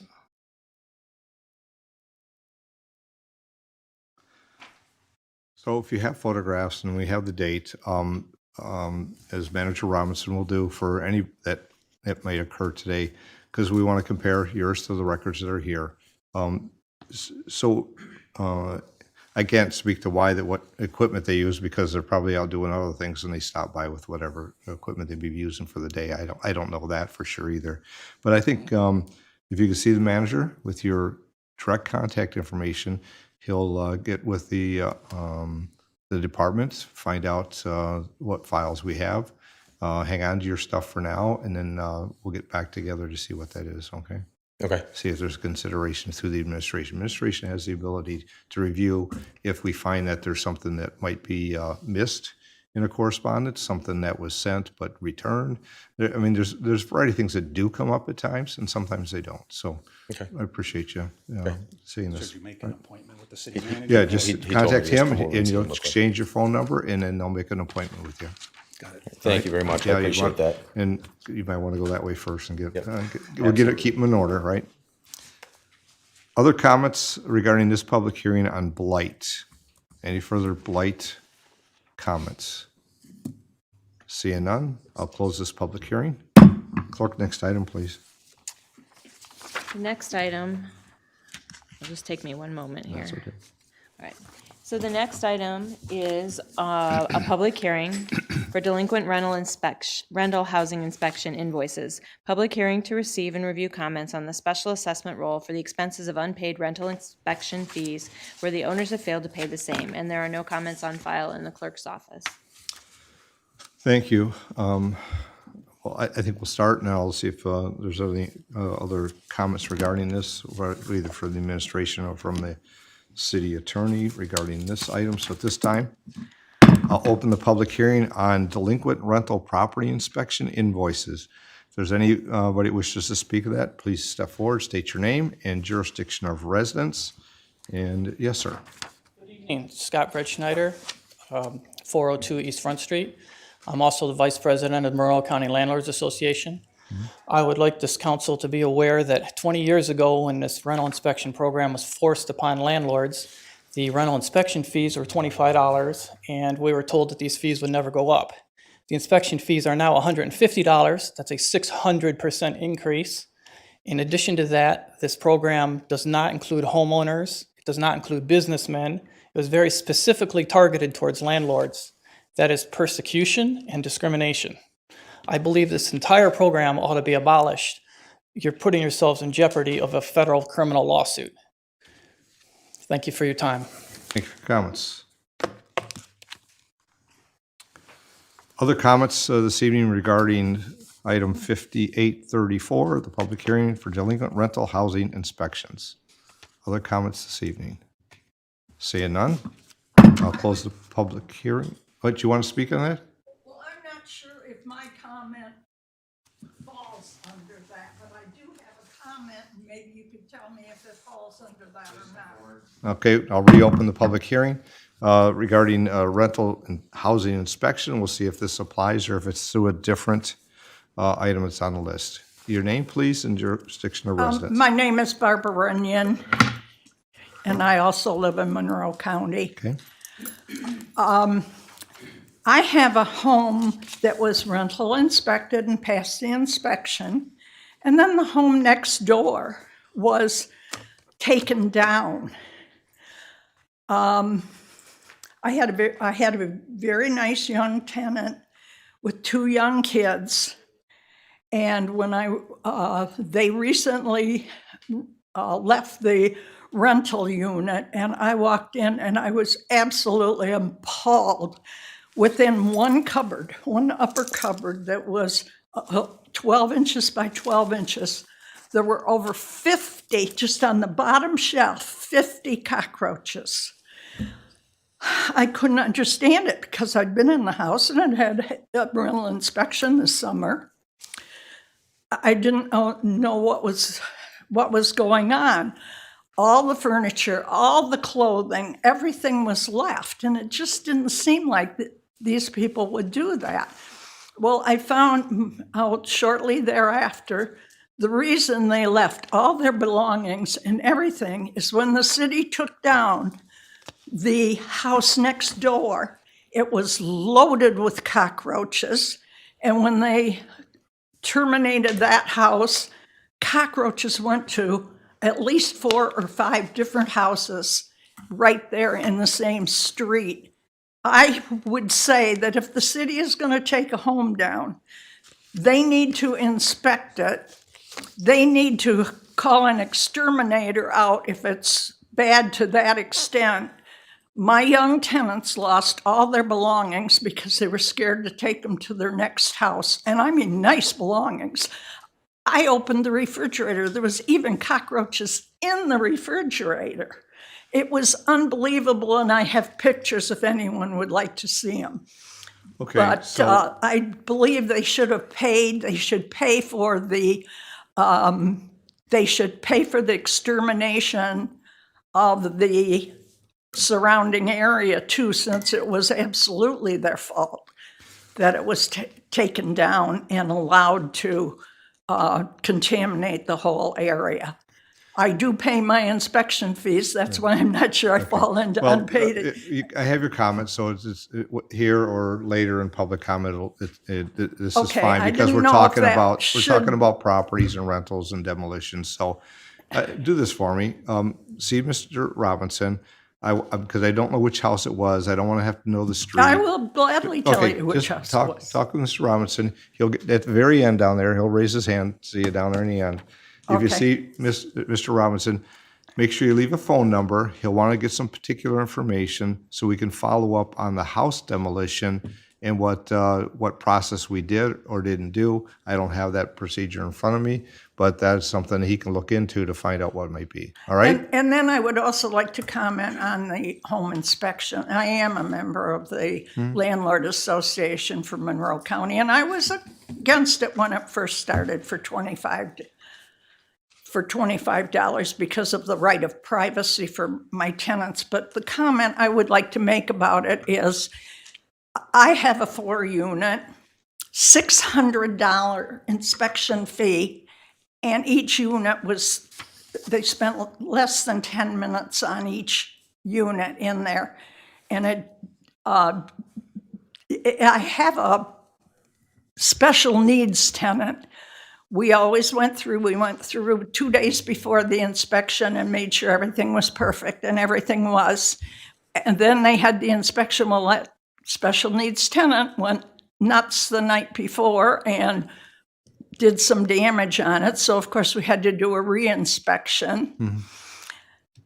I think the fees are atrocious. I rent to low-income people, and they can't afford those fees. And you know, and I know, and everybody in this room knows, you have to charge them, for the inspection fees. It's included in their rent. I won't get into that conversation Okay. because that's a That conversation that doesn't we've fall had. under unpaid fees. Hold on. No, it doesn't. Not in this area, under this public hearing. But if you would give Mr. Robinson, provide the information we talked about earlier, and he'll see what he can find out about that demolition. I'll be happy All to. right. Thank you. Thank you.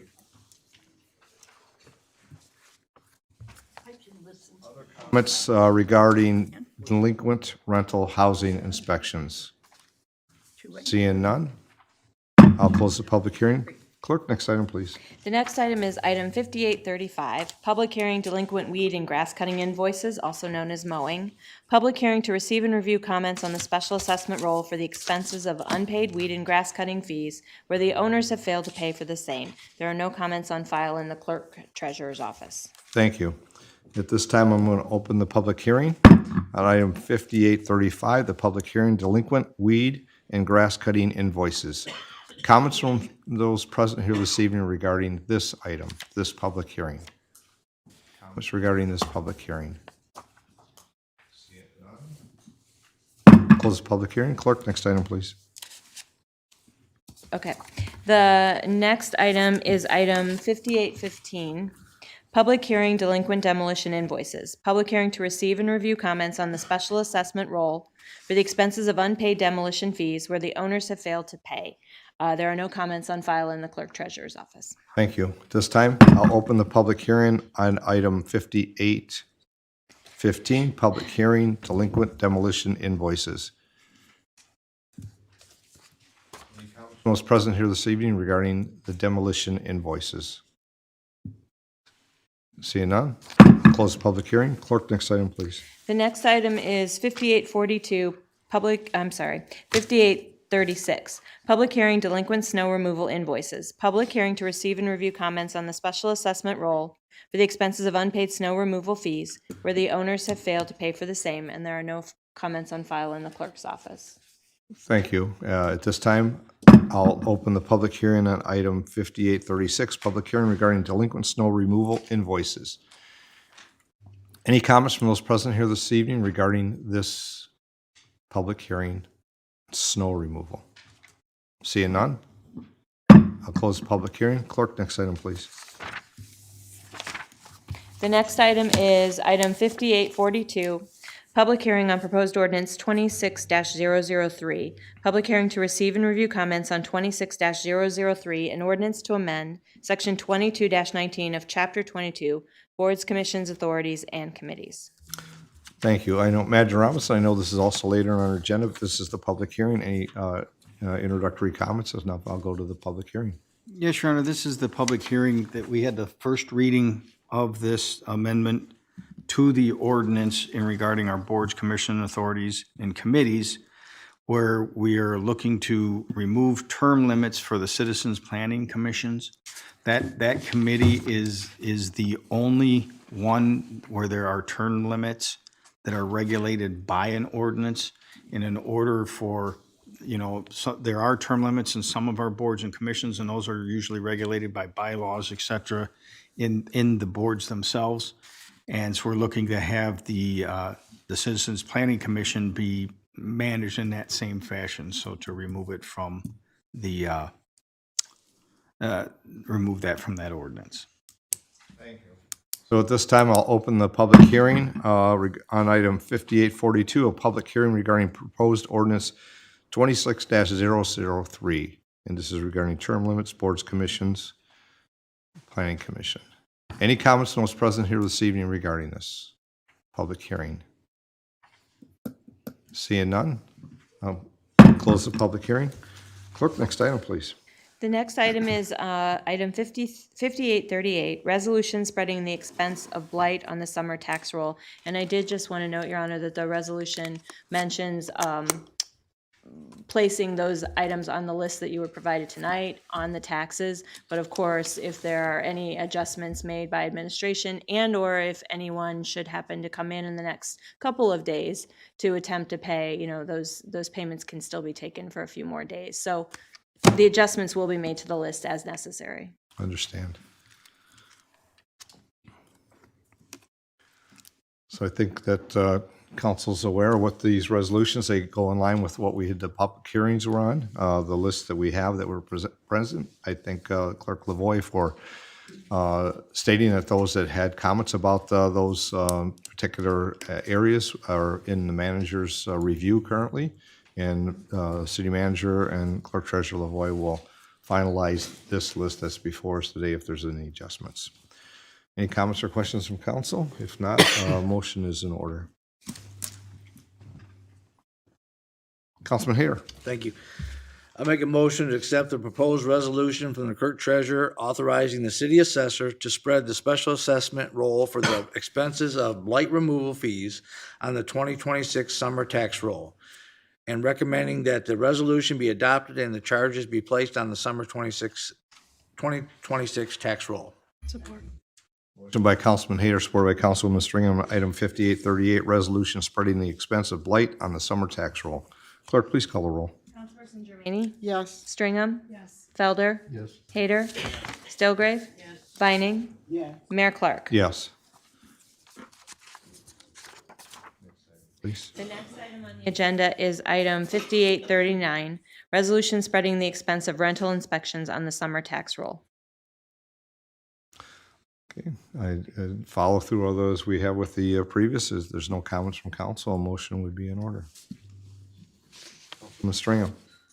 To accept the proposed resolution from clerk treasurer authorizing the city assessor to spread the special assessment roll for the expenses of rental housing inspection fees on the 2026 summer tax roll, and recommending that the resolution be adopted and the charges be placed on the summer 2026 tax roll.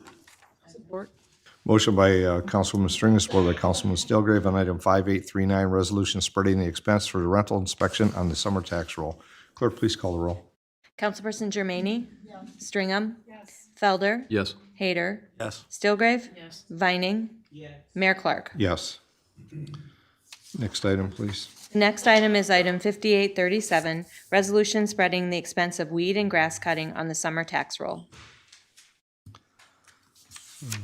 If there's no questions or comments from council, Councilwoman Germaini.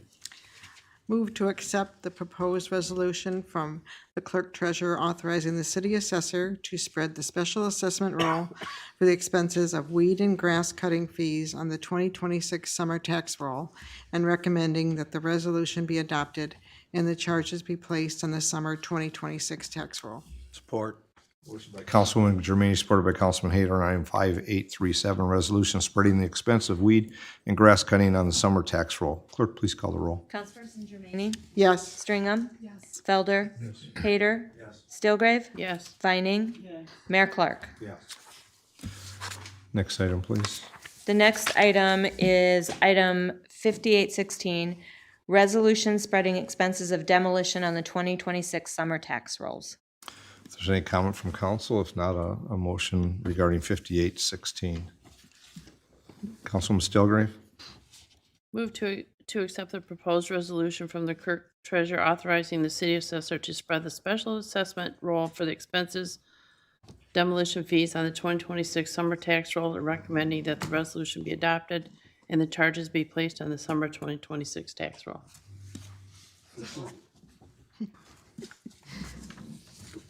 There's a motion by Councilwoman Stillgrave, supported by Councilwoman Vining, item 5816, resolution spreading expensive demolition on the 2026 summer tax rolls. Clerk, please call the roll. Councilperson Germaini? Yes. Stringham? Yes. Felder? Hayter? Stillgrave? Yes. Vining? Mayor Clark? Yes. Next item, please. The next item is 5840, resolution spreading the expense of snow removal on the summer tax roll. Thank you. If there's no, is there any comments from council? If not, a motion would be in order. Councilman Hayter. Make a motion to accept the proposed resolution from the clerk treasurer authorizing the city assessor to spread the special assessment roll of the expenses of snow removal fees on the 2026 summer tax roll and recommend that the resolution be adopted and the charges be placed on the summer 2026 tax roll. Second. Motion by Councilman Hayter, supported by Councilwoman Steelgrave on item 5840, resolution spreading the expense of snow removal on the summer tax roll. Clerk, please call the roll. Councilperson Germaini? Yes. Stringham? Yes. Felder? Yes. Hayter? Yes. Stillgrave? Yes. Vining? Yes. Mayor Clark? Yes. Next item, please. The next item is 5808, resolution amending the trust agreement for the post-retirement healthcare trust fund. Thank you. Manager Robinson, any introduction or comments on this item? I know we've had work sessions on this as well as other discussion.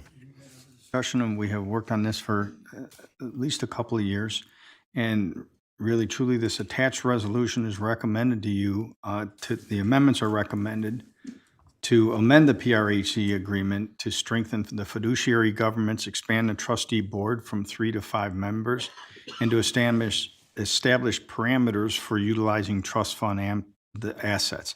Specifically allows for the reimbursement of the city for the bond debt service that was taking to invest originally, and the provision of additional retiree healthcare benefits, including dental and vision, while maintaining strict funding safeguards. These amendments are structured to ensure the city continues to meet all post-retirement healthcare obligations and responsibilities. Thank you. Any questions from council or any additional comments? I'd like to make a motion that we move that city council adopt the proposed resolution. Support. Motion by Councilwoman Stringham, supported by Councilwoman Germaini on item 5808, resolution amending the trust agreement for the post-retirement healthcare trust fund. Clerk, please call the roll. Councilperson Germaini? Yes. Stringham? Yes. Felder? Yes. Hayter? Yes. Stillgrave? Yes. Vining? Yes. Mayor Clark? Yes. Next item, please. The next item is proposed ordinance 26-004, amendment to chapter 127, retirement system ordinance. Thank you. Manager Robinson? Yes, Your Honor, this is meant to be the first reading of this ordinance 26004. It's to amend Chapter 127 of the Retirement System Ordinance. It reflects the advice of our pension board attorney, Cynthia Billings-Dunn, that we memorialize the established limits on the eligibility for non-union public safety members who attained retirement eligibility in 2025 and have continued employment with the city under an employment agreement. It's a safeguard that she felt we should have by amending the ordinance in order to do that, and this is set for the first reading. Thank you. Any questions from council? I know we've had the conversations along with the Post-Retirement Healthcare Trust Fund in the past in work sessions. If there's no questions or comments, this item is up for action. Councilwoman Germaini? Move that city council place proposed ordinance 26-004 on the floor for its first reading and schedule a public hearing and second reading for the Monday, April 20th, 2026 at 7:30 p.m. Support. Motion by Councilwoman Germaini, supported by Councilwoman Stringham on item 5799, the proposed ordinance 26-004, amendment to chapter 127, retirement system ordinance. Clerk, please call the roll. Councilperson Germaini? Yes. Stringham? Yes. Felder? Yes. Hayter? Yes. Stillgrave? Yes. Vining? Yes. Mayor Clark? Yes. Ordinance 26-004, Section 1, amendment of Section 127-14B of the Retirement System Ordinance of the City of Monroe.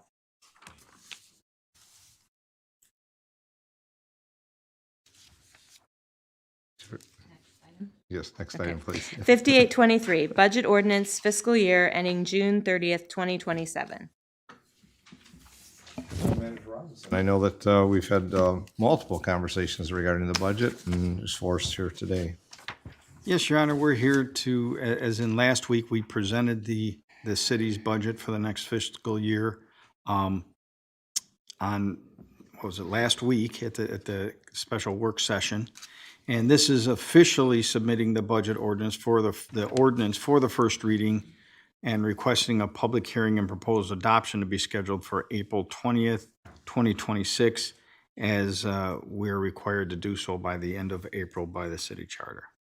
Thank you. Any comments from council? If not, motion to set the public hearing and second reading. Councilman Hayter. I make a motion that the budget ordinance 26-005, the budget ordinance be placed on the floor for the first reading, and that the public hearing, second reading, and adoption be scheduled for April 20th, 2026. Support. Councilman Hayter, supported by Councilman Steelgrave on item 5823, the budget ordinance fiscal year ending June 30, 2027. Clerk, please call the roll. Councilperson Germaine? Yes. Stringham? Yes. Felder? Yes. Hayter? Steelgrave? Vining? Yes. Mayor Clark? Yes. Ordinance 26-005, Budget Appropriation Act, July 1, 2026 through June 30, 2027. An ordinance to approve the budget for the city of Monroe for the fiscal year ending June 30, 2027. Thank you. Next item, please. Next item is item 5826, resolution to oppose local zoning authority preemption by Michigan legislature. Thank you. Manager Robinson, any additional comments? I know that our work session, we had a presentation. If those weren't able to be here to watch, it is available. Can be watched through our replay or on YouTube. But Manager Robinson, any comments?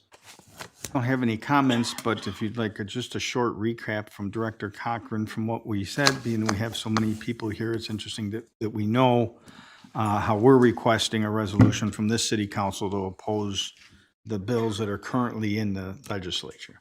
Right, about preemption, of course, housing and the impacts they may have on our city, which some legislative bills and proposed bills that are in Lansing.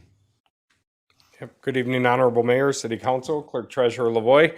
As has been indicated during the work session tonight, we reviewed a series of about 6 or 7 bills that have been introduced at the state that would remove local units of government's ability to provide for appropriate land use and zoning to deal with the housing shortage across the state of Michigan.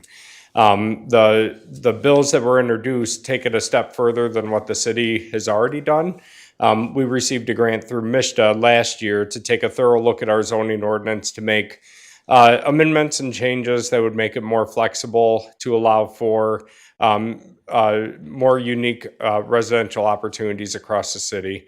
The bills that were introduced later would take it a step further and much more restrictive and provide for a one-size-fits-all blanket approach for things like parking setbacks, housing formats across any residential district, completely disregarding the character of each local unit of government. So this resolution tonight, if City Council adopts it, is similar to others that have been adopted across the state that ask the legislature to not proceed with those House bills, rather work with local units of government to address the housing needs and requirements that they have in their own community. Thank you. Any questions from council? If not,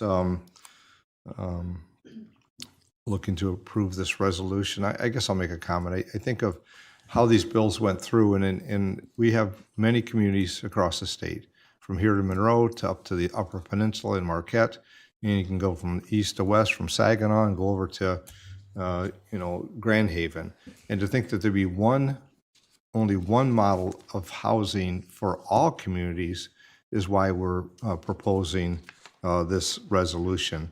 It's difficult to think how our needs would be the same as what it might be in Sault Ste. Marie or Traverse City or Buena Vista Township. I may go anywhere across our state. I think of communities and how differences we have, but how similarities we have too.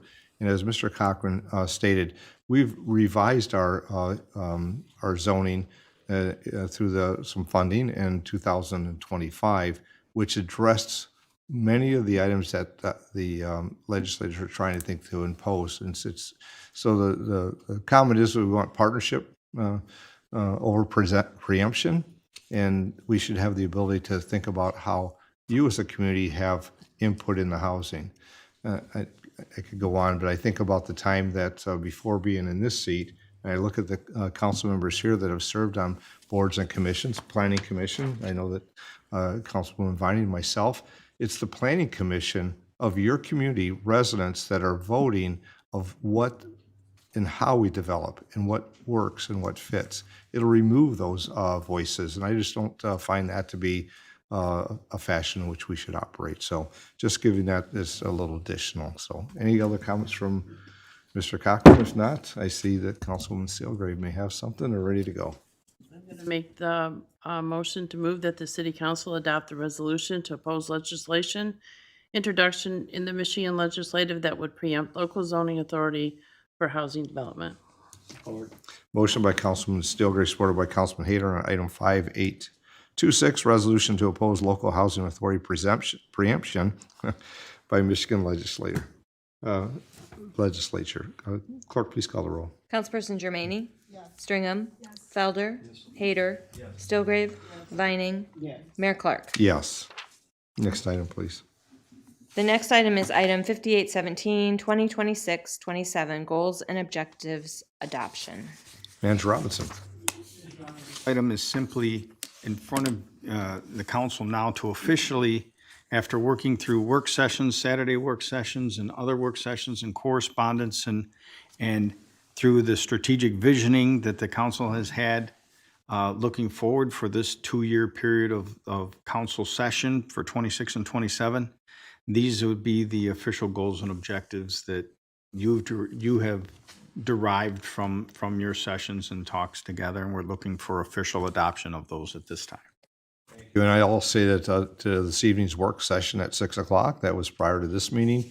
This also was reviewed through the work session, can be viewed if you want to watch online, YouTube, to see what some of those discussions were, and kind of a flow chart or a Gantt chart that will document how we move forward through each quarter of achieving the goals and objectives for the community. If there's no other questions, I need a motion from council. Go ahead, Kathy. Councilwoman Stringham.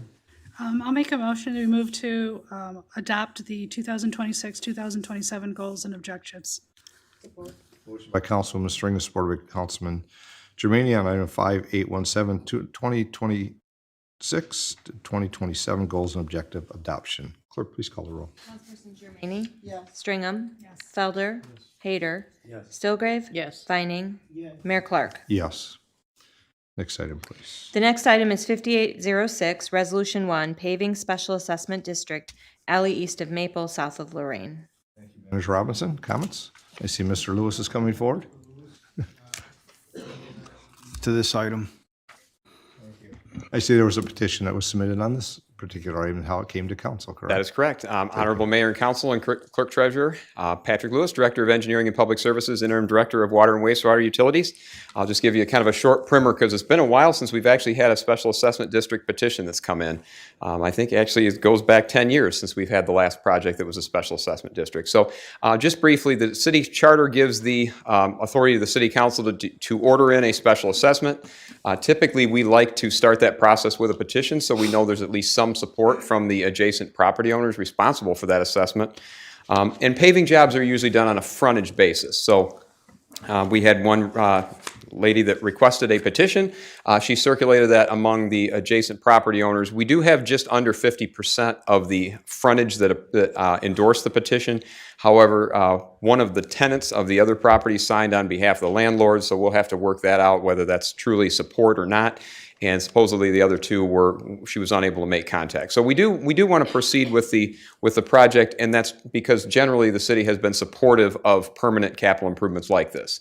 The engineering department typically, when we get to this point, requests, there's a 5-resolution process essentially that governs this. And so the first step is that you authorize the engineering department to start work on it. In other words, you've acknowledged that there will be costs incurred, and sometimes the project goes forward and sometimes it does not. So we anticipate this one will probably go forward, and we do have the advantage in this case where we could build it this year because we do have, as approved on consent tonight, a concrete contractor that's already going to be in the city. So provided that we are able to get through the design process, we should be able to build this year. So it's pretty straightforward. Like I said, at this point, it just requires a 5-2 vote at each step or greater, 5-2, 6-1, or 7-0 to keep it moving by the charter. And we will have 2 public hearings and 1 informational meeting that will be specified public outreach as called out in the charter. So the next step would be we get it surveyed, get the design done, and then invite the residents in for an informational meeting. Then we would bring it to you for a public hearing on necessity, whether it's a necessary project or not. The alley is in fairly, I'll say it's not in bad shape for a stone alley, but it's still a stone alley. And obviously the Public Services Department grades those once per year. But alleys are considered a localized benefit, which is the reason that there is this special assessment process, because it's probably not fair to ask the general city taxpayer to pay the entire share of costs to do an alley, which essentially serves just a small group of residents. However, I will say that most of the projects we've had in the past have had some city at-large contribution. We usually pay for the approaches to the streets, any sidewalk lowering that we need, and a lot of times the storm sewer if we need to drain those areas. So we'll start to massage those cost estimates as we get a little further into design. And then if necessity is found, that's when we will look to award the contract to a contractor and have one last public hearing before confirmation on the assessment roll. And that's, we divide it up among the residents and say, this is how we propose to establish the roll. Is that fair? And the council has to endorse that before moving forward with the project. So you'll have 4 more votes after this that you'll have to take to approve the district, and we'll have 2 public hearings associated with those and an informational meeting. So we'll have plenty of time as this thing develops, but we are hoping to get the project built this year. So probably a little more primer than you really needed tonight, but I wanted to get that out there.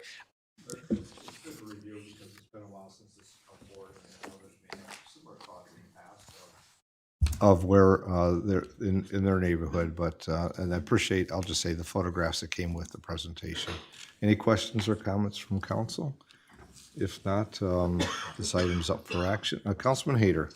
I move that the attached resolution 1 be adopted, which directs the engineering department to prepare plans, specifications, and cost estimates for this project, and that the finance director be authorized to transfer up to $10,000 from the capital projects fund and survey and design activities. Support. Councilman Hayter, supported by Councilwoman Stringham. Item 5806, Resolution 1, Paving Special District, Assessment District, alley east of Maple, south of Lorraine. Clerk, please call the roll. Councilperson Germaine? Stringham? Felder? Hayter? Stillgrave? Yes. Vining? Mayor Clark? Yes. Next item. Item, please. 5800 MDOT Maintenance Agreement, US 24, Sidewalk Construction. Thank you, Manager Robinson. I'll defer to Director Lewis as we move forward on this one as well. Mr. Lewis. This one's a little less complicated. MDOT will be, and I know this will make a lot of people cheer here, is planning to resurface Telegraph Road through the city limits in 2026. So that in itself is a big victory for those that drive that frequently. One of the things that the city has done in the past, and since my career here, I started about 28 years ago, we have installed sidewalks on North Telegraph Road on most of that. So from basically the river up to, well, effectively Lazy Boy, the old Lazy Boy side on the east side, and then to Fredericks Drive on the west side. So we've been kind of a leader in making sure that our sections of Telegraph has sidewalk, but there are a couple of gaps that still exist in Telegraph within the city limits, and there's rationale behind that. There's the one small parcel just north of Fredericks that was not done, and then there are a few gaps on the west side and east side of South Telegraph that lack sidewalks. And so MDOT have approached us because of our known advocacy for non-motorized facilities and said, would the city agree to a maintenance arrangement where we construct the sidewalk, but then the city is responsible for future maintenance? In other words, replacement of sidewalk slabs. And given that we've put our own money into constructing most of the system to begin with, we're certainly happy to do that. And that any replacement would be covered under the Trails and Streets millage, just like any other sidewalk replacement. So there's really no more risk to the city than we have at present. I did want to mention one other thing too, that we have started discussions because one area we would like to look at in a lot more depth is the Telegraph Road Bridge.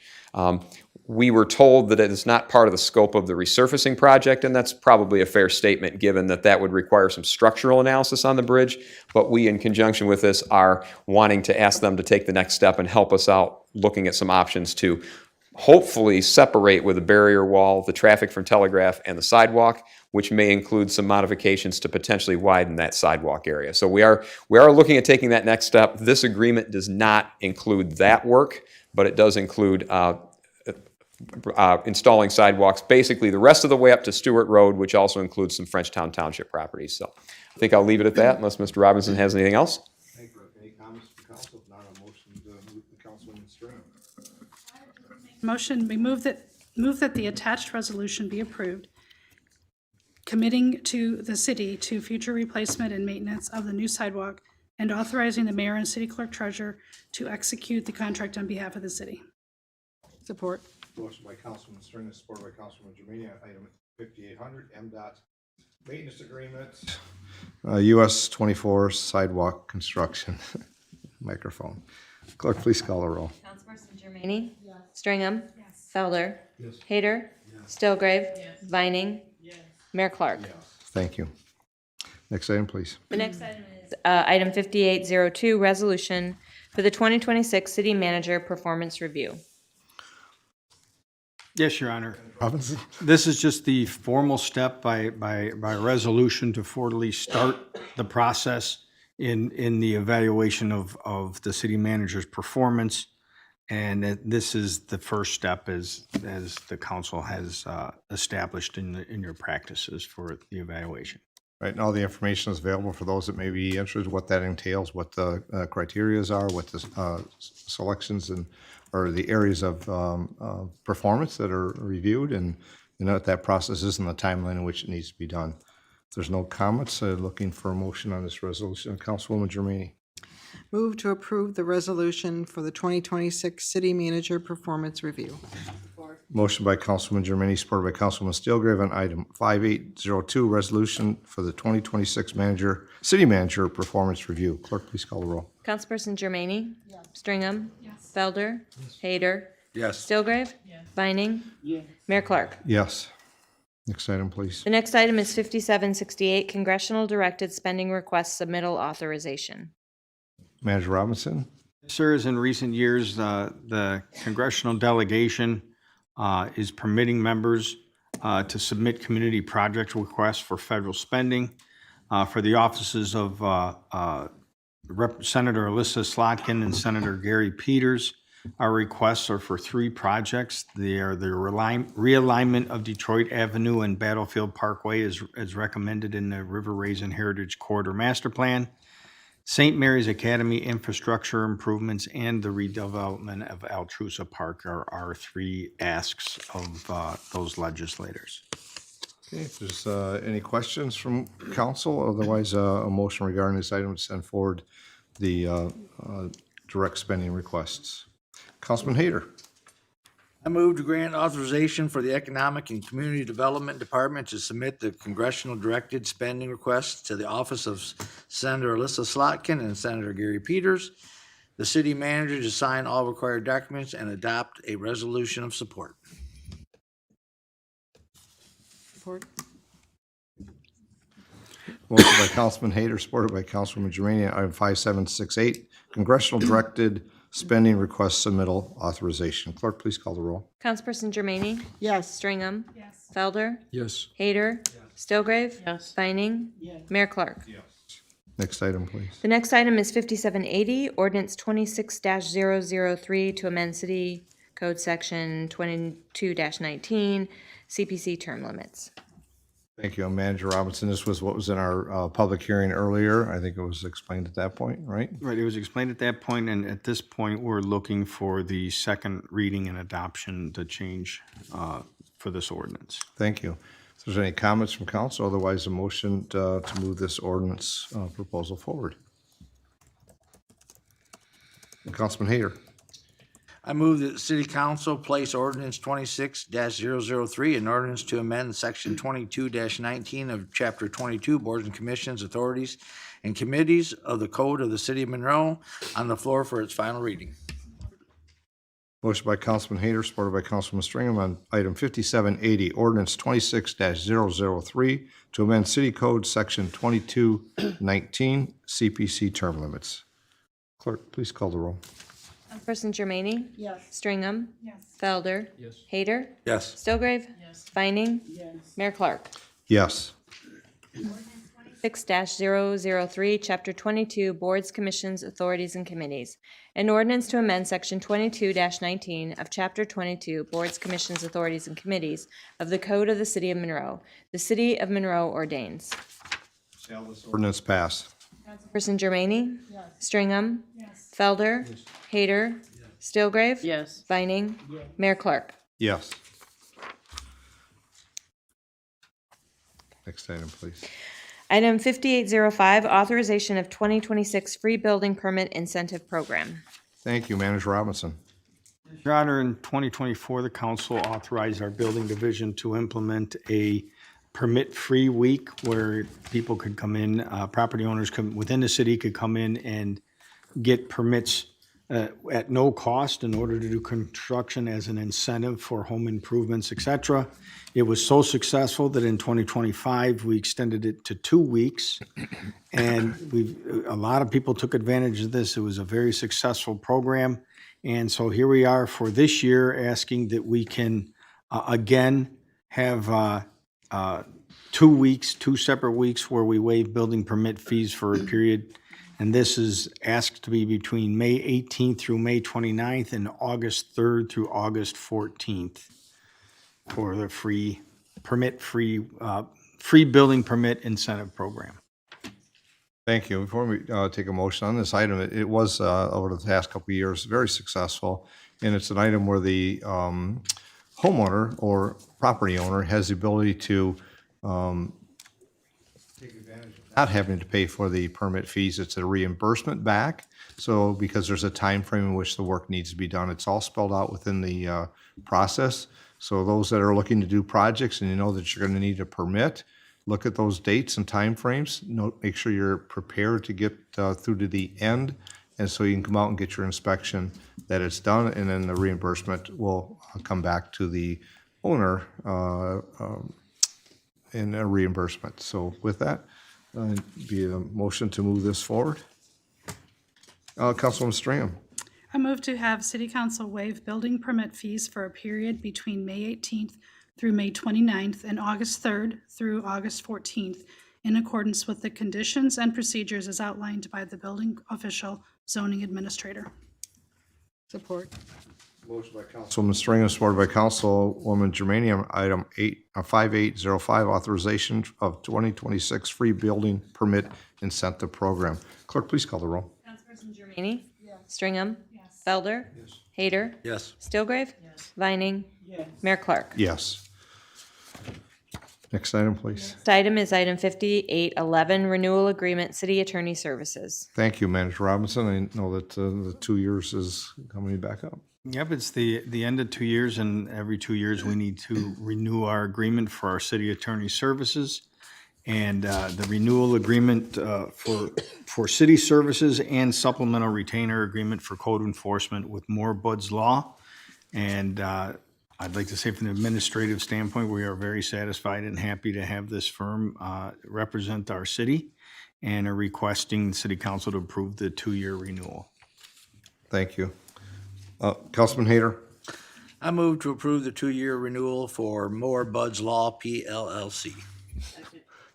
There's a motion by Councilman Hader, supported by Councilwoman Stilgrave on item 5811, a renewal agreement with city attorney services. Clerk, please call the roll. Councilperson Germaine? Stringham? Felder? Yes. Hader? Stilgrave? Vining? Mayor Clark? Yes. Next item, please. The next item is 5822, facilities use agreement with Monroe Area Soccer Association. Manager Robinson. Yes, Your Honor, we're simply, with this, as we all know, Mesa has been a staple and provided youth soccer services and leagues since the mid-1990s at Munson Park. And over those years, we've never truly had an agreement or expectation of, being it's a city-owned park, of the formal agreement to deal with the clarity and the rights and responsibilities when it comes to the use of Munson Park soccer facilities. And this is, we've worked with Mesa, and much like the contract we have with the Family YMCA, this has been renewed by the Mesa Board of Directors and is being put forward for council's consideration for us to have this agreement with the Monroe Area Soccer Association. Thank you. Any questions or comments from council? If not, this motion, this item's up for Councilwoman Stringham. City Council approve the facilities use agreement with the Monroe Area Soccer Association and authorize the mayor and city clerk treasurer to execute the agreement on behalf of the city. By Councilwoman Stringer, supported by Councilwoman Germaine on item 5822, facility use agreement with Monroe Area Soccer Associations. Clerk, please call the roll. Councilperson Germaine? Stringham? Felder? Hayter? Yes. Stillgrave?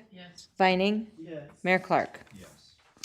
The next item is item 5824, approval of ALCC lease agreement with MCOP. Thank you. Manager Robinson, comments? Yes, Your Honor, we are looking to, as we are getting close to the ALCC project coming to conclusion with the occupants of the building, we are now putting forth the new lease agreements that we have with MCOP, the Monroe County Library System, and the public schools / learning bank. And this item in particular deals with our lease agreement with MCOP for the operation of their services in our building. Thank you. Is there any questions for Manager Robinson regarding this item? If not, we're looking for a motion to approve the lease agreements. Councilwoman Germaine? Move that City Council approves the lease agreement with Monroe County Opportunity Program and authorizes the mayor and clerk treasurer to execute the agreement on behalf of the city. Support. There's a motion by Councilwoman Germaine, supported by Councilwoman Vining on item 5824, approval of the ALCC lease agreement with MCOP. Clerk, please call the roll. Councilperson Germaine? Stringham? Yes. Felder? Hayter? Stillgrave? Vining? Mayor Clark? Yes. The next item Last is, item on the yes, list. that is 5810, approval of Monroe Public Schools, the Learning Bank lease. Yes, Manager Robinson. Exactly the same as we were talking about with the last item, and this is the agreement with Monroe Public Schools, the Learning Bank, and their leased, their portion of the lease at the ALCC building. Comments? Otherwise, a motion to approve this pending lease. Oh, I'm sorry, Councilwoman Stillgrave.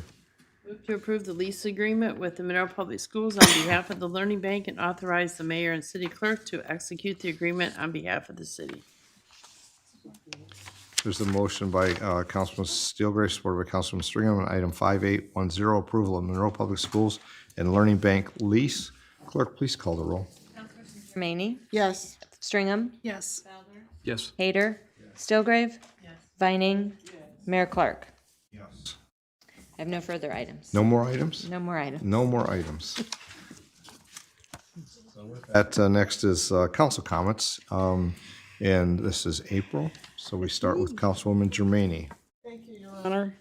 I just want to say that I was quite impressed with little Hannah. She's not little, but she is a fine example of our future leaders. And what she did was a great accomplishment, and I know we're going to see her in the future. Also, yard waste started today, so starting today, put out that twigs and grass and everything we clean up in our yards. That's all, Your Honor. Councilwoman Stringham. I was going to mention the yard waste as well. I have quite a few bags out in front of my house, so, and my neighbors as well. So just encourage everyone to be patient. I'm sure it'll take them a little longer to get through the first few weeks as we're getting all of the things that we collected since that, for me, the tree dropped the leaves and then it snowed and I never did get them raked up. So be patient there. And also just want to mention, I hope Michigan wins tonight. Councilman Felder. Happy spring, happy Easter to everybody. Hope it was a good one. Thank you to Moorbuds Law for their many years of service to the city, and congratulations on a renewal of a contract. So that's all I have this evening, Your Honor. Thank you. Councilman Hayter. Thank you. I just would like to congratulate Ms. Hannah Trombley on her endeavor and thank her for her service to the community. Thank you. Councilman Stillgrave. I have nothing this evening, Your Honor. Councilwoman Vining. Your Honor, I had a couple questions, actually. One for the engineer and one for the Director of Community and Economic Development. Okay. Well, through the manager, if you have a question, please do. Okay. Mr. Manager, I was curious. I know in the past, we did some alley pavements. I think it might have been through a grant that we received. I was just wondering, I was thinking about one particular alley, the alley at going into the new campus development that we're doing. Do you anticipate any funds or grant monies coming available for that I think that type of project? have paved the alleys. Those were in the, were eligible for CDBG money. And that's why we were able to not have a special assessment for those, because they were part of grant funding from the federal housing and urban development through CDBG.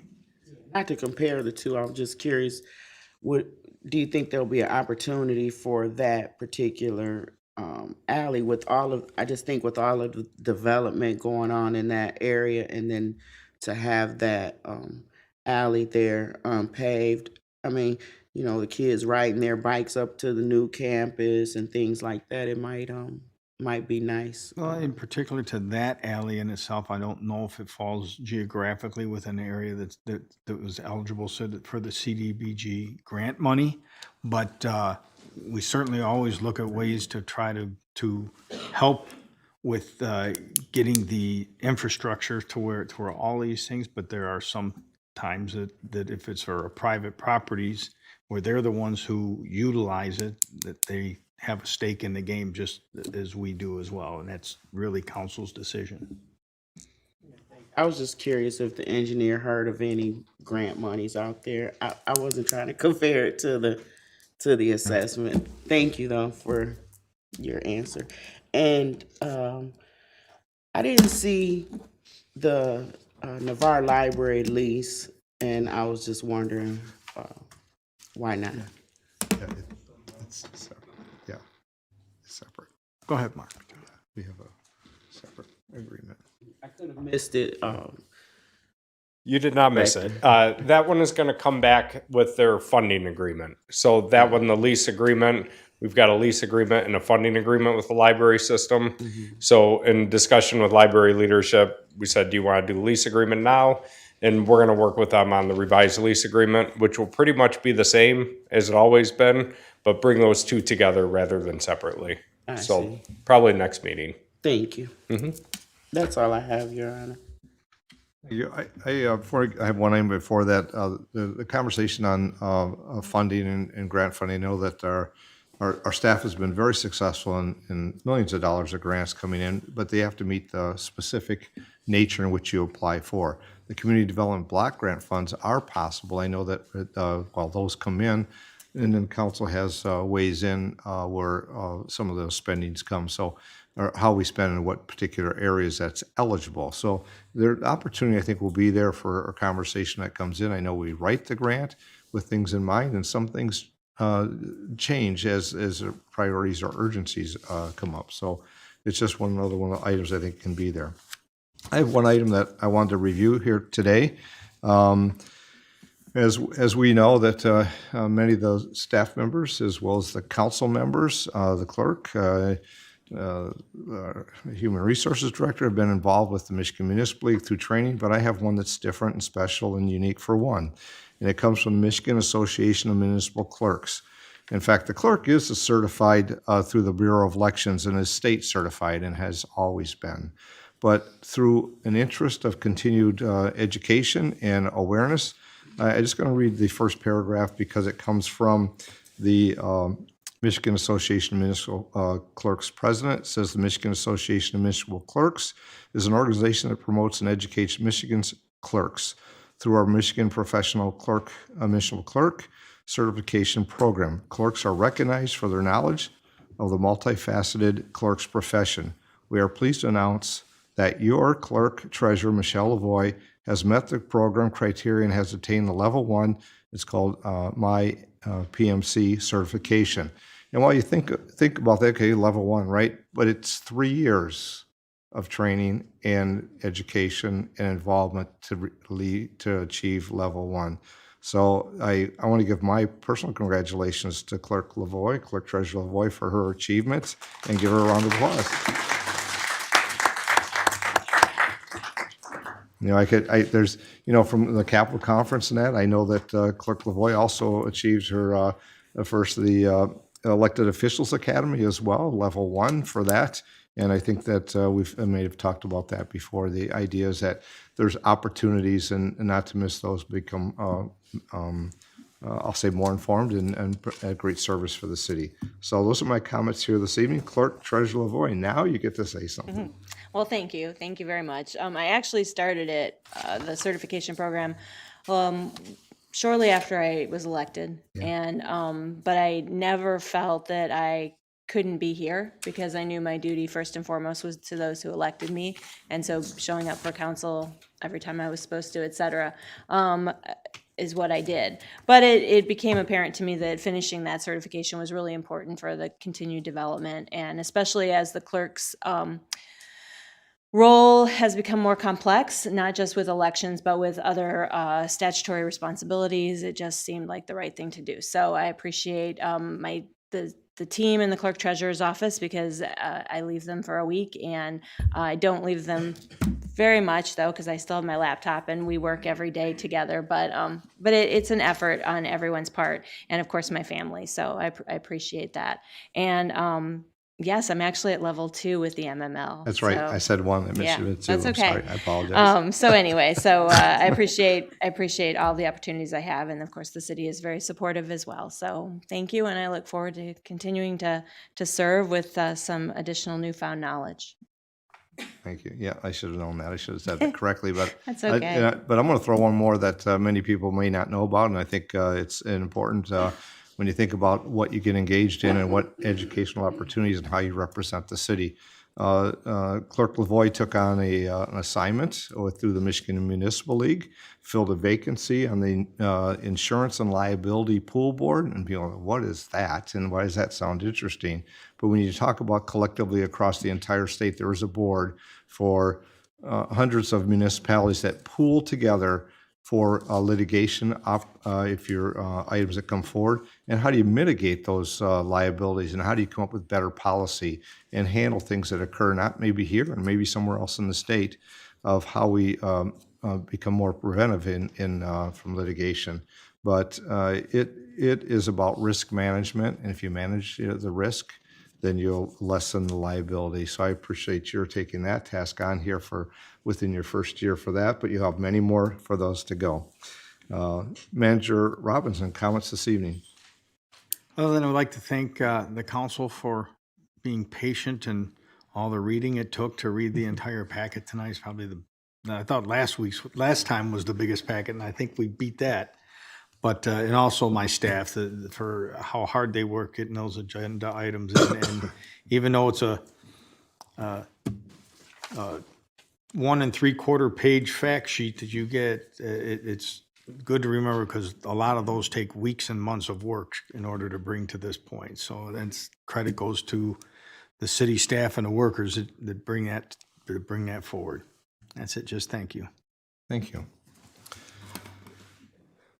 Next on the agenda is citizens' comments. So as we move forward in citizens' comments and the rules of the chamber, be mindful when you come forward, state your name, jurisdiction of residence, and mindful of the 3 minutes. I see somebody standing up already. Come forward, please. My name is Ellie Risher, and I live in Monroe County. And I just want to say thank you for the opportunity. I love living in Monroe, and just coming forward with a potential resolution. I have the opportunity of serving our community as a program director of a local shelter, as well as a missions director of a local church. So I get to interact with a lot of citizens all the time, and just here, just wanting to celebrate Monroe. And so we were discussing just ways that we can lift up the city, ways that we can celebrate the different spheres of society. And I've only been living here for about 8 years, and so I had asked, have we ever celebrated Monroe's birthday? Have we ever done that? Have we ever thought about Monroe Days, something to that effect that would really lift up the businesses, the education systems, the media, the churches, the social services, all of those sorts of things. And so we started to chat about that, and looking into the fact that we actually have 2 birthdays. We're just that special that we have 2 birthdays. So looking into that and just hoping that we can start doing something like that. That would be an annual event for our city. Our 2 birthdays are marked by when we were established as a village in 1817, and then when we were established through the state as an actual city in 1837. And so our hope is that we would be able to move forward and marking that as an annual event and just bringing our city together in a more fruitful way, and also just letting people that have a past and a present and a future flock to our city, hopefully starting next year. So. Yeah. So I'm Jamie Lindsay. I also live in Monroe County. Like Ellie, I am involved in different facets of our community through working working with the homeless population, but also having my own nonprofit. And as Ellie said, every community has its problems, but Monroe has a lot to celebrate. And so we want to honor that and bring people together. So what we're hoping to get from all of you is guidance in what would be the next steps for us to do this, because we would love for it to be something that was endorsed by the city, that we would have a committee put together that would be responsible for planning it, and that infrastructure could be in place so it could be sustainable and not just a one-time celebration. So I might guide you to, we have events that people put in for what they might want to do. Obviously, yours is something you're looking at to be continuous. Sorry you missed the bicentennial, the 200th anniversary in 2017, but I know we're going to wait for the next 200 years, maybe the 2037 for sure. That'll be another. But if you, I guess you could have some conversation or look at the event page, and it might be something to start to get it, that it gets into the process, gets to the correct department, and then they'll call you and start having a conversation about what all you might be thinking of for that, because we get many requests, and we're trying to filter all of our requests like that through the events page. That way we're got one location we can, I'll say, cover those, okay? So that would be my direction. Thank you. All right.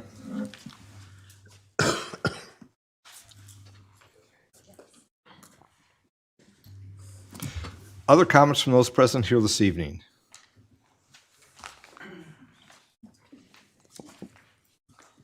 Oh, you go ahead.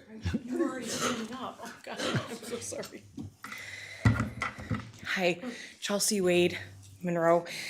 And I was looking at the city council objectives, and one of them is to grow and sustain a thriving community.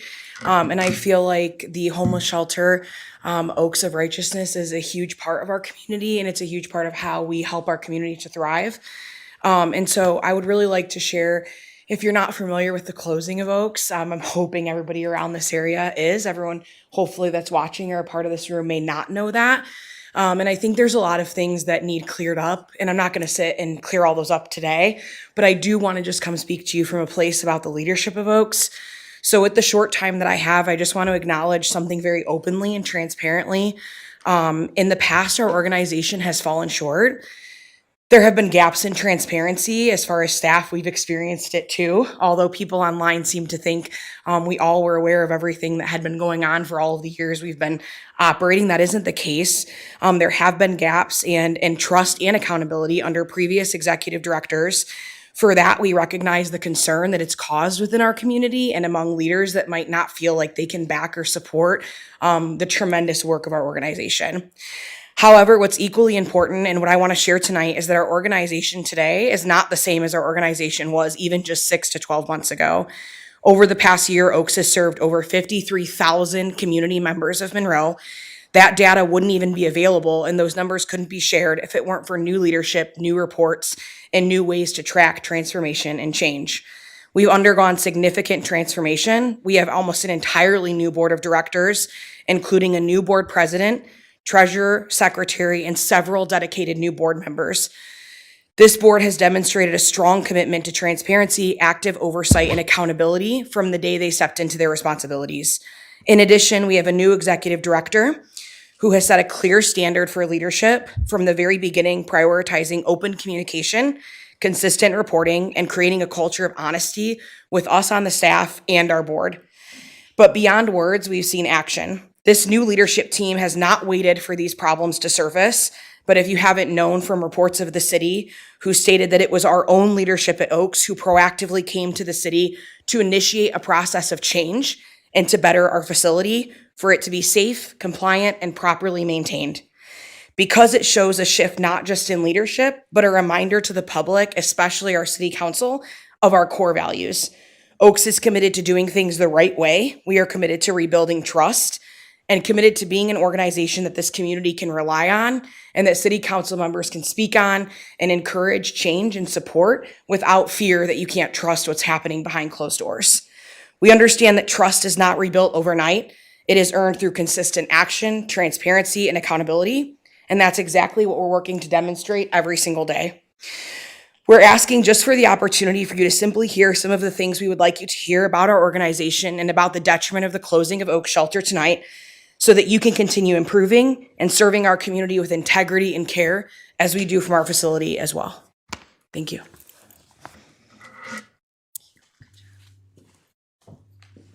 Next comment, please. Hi, my name is Kathy Caesar. I live in the city of Monroe. I'm from Oaks of Righteousness also.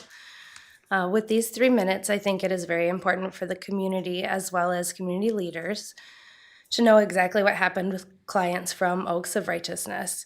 Oaks leadership scrambled to place most of our clients on Friday morning, just hours before the exit needed to happen.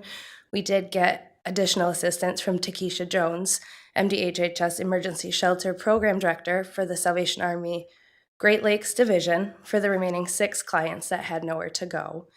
Gemstone they have 3 of our clients right now. They had 4 and 1 was exited. Fairview took 2 of our clients. Salvation Army took a large number of our people.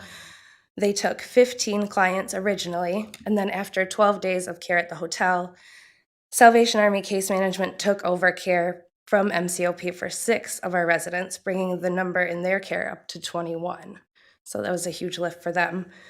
It is important to note that after only 12 days of emergency support for our clients in hotels, because there was no shelter that had space or availability for them, we received an update. It said at this time, funding for MCOP-supported motel stays has been exhausted, and guests will be exiting from the motel today. To support continuity of care, TSA Monroe Family Shelter has coordinated additional temporary motel placements. The Philadelphia House took 7 of our clients originally. 5 of them have since been exited. 1 client sustained a serious injury within the first 24 hours of his placement. It was a 66-year-old man who fell off of his bed. Oaks leadership is currently serving 16 clients, including 1 single mother with 5 children. These clients are in rogue placements, which means they're with their friends, they're on couches, they're sleeping in their cars, or we had to give them tents and they're outside right now. We are assisting with food box delivery, laundry assistance, general housing stabilization, and housing application and supports. We would like to invite you, Mayor Clark, and anybody on City Council who's interested to come to the shelter to hear more about this situation and to hear about our experiences firsthand. Thank you. Thank you. My Next name is comment, Sonia. please. Oh, sorry, go ahead. Sonia Ferdin, City of Monroe. I also work at Oaks of Righteousness. And I just want to say that we, as far as the staff, we are taking all of the violations very serious. We care about the people from the people to the building. And we have had inspections in the past. 2019, we had a fire inspection, and we've done our best and are doing our best. What worries me a little bit is the handicap accessibility violation. I feel like all of the violations we can handle,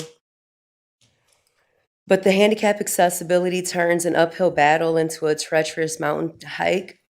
Grandfathering the lack of handicap accessibility would help to expedite our reopening. And it is in the city's overall best interest that we do reopen. The Salvation Army shouldn't have to take on homelessness across Monroe on their own. And in the past, we've kind of worked together to make sure that the homeless community was taken care of. Last week, I gave a tent, a sleeping bag, and a tarp to a gentleman who is along my whole life. He's lived in Monroe. I've always known him. He had struggled with alcoholism, and he wasn't homeless when we closed. He was living with a girlfriend, and a domestic dispute landed him in homelessness overnight. He hadn't been drinking prior to being put out of his house. Not having a shelter to take him in, he returned to drinking to be able to minimize the effects of the cold weather. It's not good that he returned to alcoholism, but it's also not good that he was only given a tent and a sleeping bag. He's not going to leave Monroe County. I don't want Monroe to turn into a tent city where we're just passing out tents because there's not an open shelter to take people who have struggles like alcoholism or mental illness or other things. We're the only low barrier shelter, and we've served so many people in our period of being opened as a shelter, and I really want to see us reopen in the most timely fashion that we can, taking into consideration all of the violations that we've already started working on. I had looked for the video of the March 30th budget meeting, workshop meeting. I was out of town that day. I did want to attend, and I wasn't able to find it on YouTube. I looked on the City of Monroe's website, and it wasn't there earlier this afternoon. So I just wanted to see if that could, if you guys could just check to make sure that that's Look available into for that. us. Yeah. Thank you. And it obviously in tonight's agenda as well, but we'll look into that. Okay, thank you so much. Thank you. Good evening, Mayor and Council. My name is Patricia White, 1437 Peter Street. So I am the administrator of the Oaks of Righteousness Homeless Shelter, and I just want to take a few minutes to talk about something that often gets lost in conversations like these, something deeply human. When our organization was forced with very little notice to shut down operations, 8 employees lost their jobs suddenly and without the kind of transition anyone would hope for. These were not just employees. They were people who showed up every day to serve some of the most vulnerable members of our community. They built relationships with clients, worked long hours, responded to crises, and gave their time, energy, and heart to this work. And in an instant, that stability was gone. For 8 individuals and their families, this was not just a professional disruption, it was a personal crisis. It meant lost income, uncertainty, stress, and difficult questions about what comes next. And at the same time, many of them were still carrying the emotional weight of the clients they had been supporting, people that they genuinely cared about, people they worried about. That kind of loss ripples outward. It affects households, it affects morale, and it affects the broader mission we're all here trying to support. But even in the face of that hardship, I want to recognize something important: the resilience and dedication those employees have shown. Many of them have continued to step up in whatever ways they can, supporting clients informally, staying connected, and continuing to care even without the structure of their roles. That speaks volumes about who they are. As we move forward, it's critical that we acknowledge not just the operational challenges our organization has faced, but the human cost as well. Because behind every closure, every transition, and every policy decision, there are real people whose lives are impacted. And not just the lives of the unhoused, but the lives who so deeply invested and cared for them. Tonight, I ask that we keep those individuals in mind, that we recognize their service, their commitment, and their hardship they've endured. And as we work towards solutions and next steps, that we do so with an understanding of the full picture, not just systems and structures, but people. Thank you.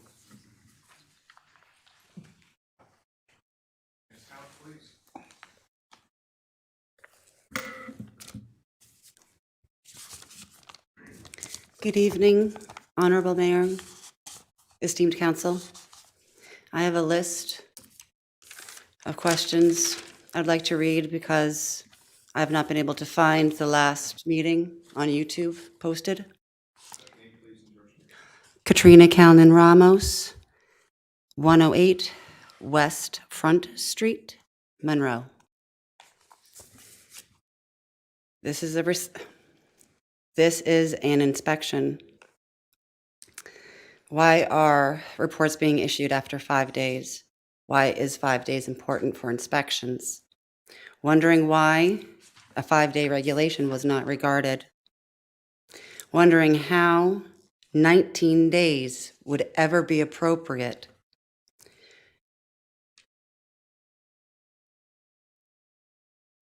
Wondering, oh, I got a better question later on. Wondering where the photos are. Wondering where the extra documentation is. Wondering how could this ever be considered a formal report issued by a city building department. Wondering how social media had more information in it than the employees and staff of this report. Wondering why 6 individuals would ever agree to submit a report like this after 19 days, citing critical life and safety issues. 3 days is critical life and safety issues, not 19. How, after all these questions listed, how could any of this involved in this packet of paper be considered a legally binding or a formal report? Wondering how a city manager is able to put forth such a report without the building official's report in it. The only, authorizing, my apologies, the only issuing authority, building official, building administrator, not present. Wondering how an inspection that supposedly, wondering how inspections that had never been done exist.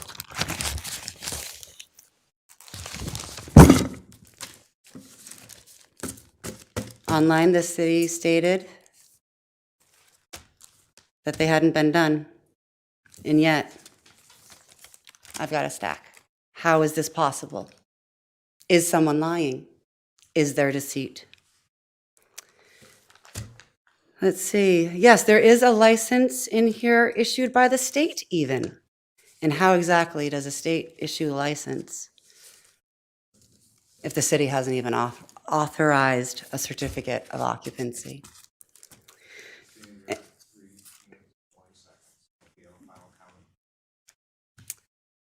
I look forward to the city manager retracting the report fraudulently put forward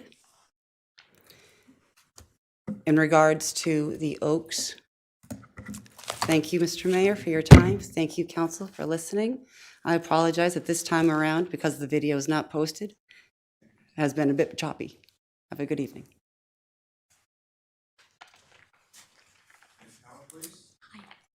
Mr. Mayor and City Council, my name is Sandy Lipsdorf. I live in Monroe, and I've been the volunteer nurse associated with Oaks for a long time.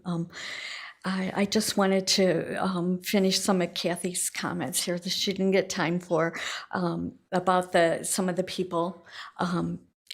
Our peer recovery person is still actively working with 9 clients that she had at the shelter, and she's continued with engagement and support to them to help them with the plan that they had put in place for their addiction treatment plan while they were at the shelter. She's still out there working with them and doing her best to help them out in the community or wherever they're placed right now.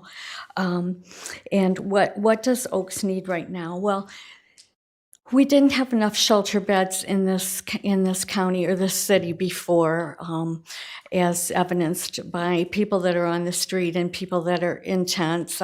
My daughter lives on the quarry, so besides volunteering at Oaks, we get to see the tents over at the quarry all the time. And as soon as the announcement came out that Oaks was closing, 2 tents popped up. People left Oaks and went right over to the quarry and pitched their tents. So we get to observe the homeless population out there in their tents all the time too. So we know that we need those beds. We didn't have enough beds before, and so we really need to get those beds back open up again. So what Oaks really needs is there needs to be financial support to sustain emergency housing and assistance for the clients who don't have anywhere to go. I got a call one day last week from the mom of 5 in a hotel. It was 10 a.m. and she had to be out at 11. She kind of has been lost in the system. We had to get somebody over there to pay her that night until they could get it straightened out, and they did, and she got another week paid. But at 10 o'clock in the morning, I got a call, people in tears. I have to be out by 11. That's really hard. That woman has 5 children. And it's another thing that Oaks, so we need to make sure these people are supported in the placements that they're in. Several of these people have already been, when we say exited, that means they've been kicked out of their placements for not following the rules. At Oaks, we sometimes had to exit people, but we had a plan in place for people, and we tried to help them, and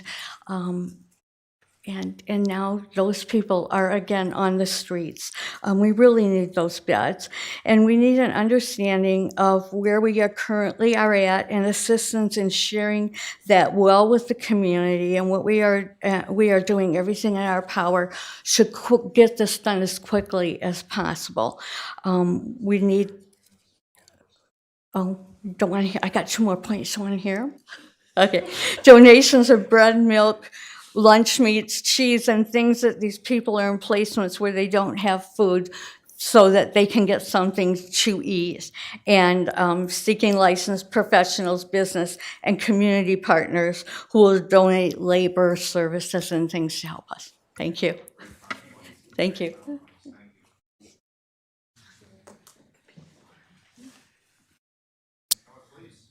My name is Rachel Jones. I live in Monroe. So a little over 5 years ago, I was in a homeless shelter with my disabled son, and I was pregnant. If it wasn't for a homeless shelter, I wouldn't be where I am now. I'm currently in school getting my master's in social work. My life is so much better. I have a housing choice voucher. So my rent is based off of my income. And I just think that other people deserve the chance in life that I got to be able to further my education, to actually be able to do something productive with my life. And that is what homeless shelters provide for people. And I'm just appealing to you guys to help Oaks out, because other people deserve this chance. And I'm very grateful that I got it. And I agree that the handicapped accessibility really needs to be considered to be grandfathered in, because with that building, I don't know how they're going to do it. And that would cost a lot of money. That's all I have to say. I want to see other people get a shot at life like I got. And without a homeless shelter, I'd never be back in school. So thank you.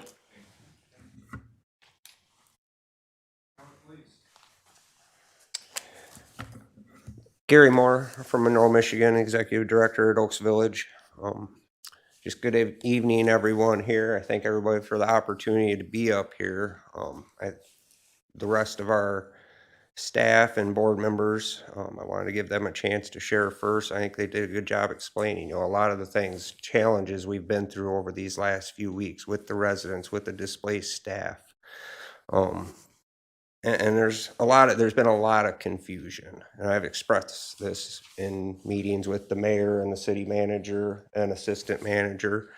But the thing is, we are looking to rebuild and we're to reopen. We've been working with the local government officials from the city, from the county, from other agencies.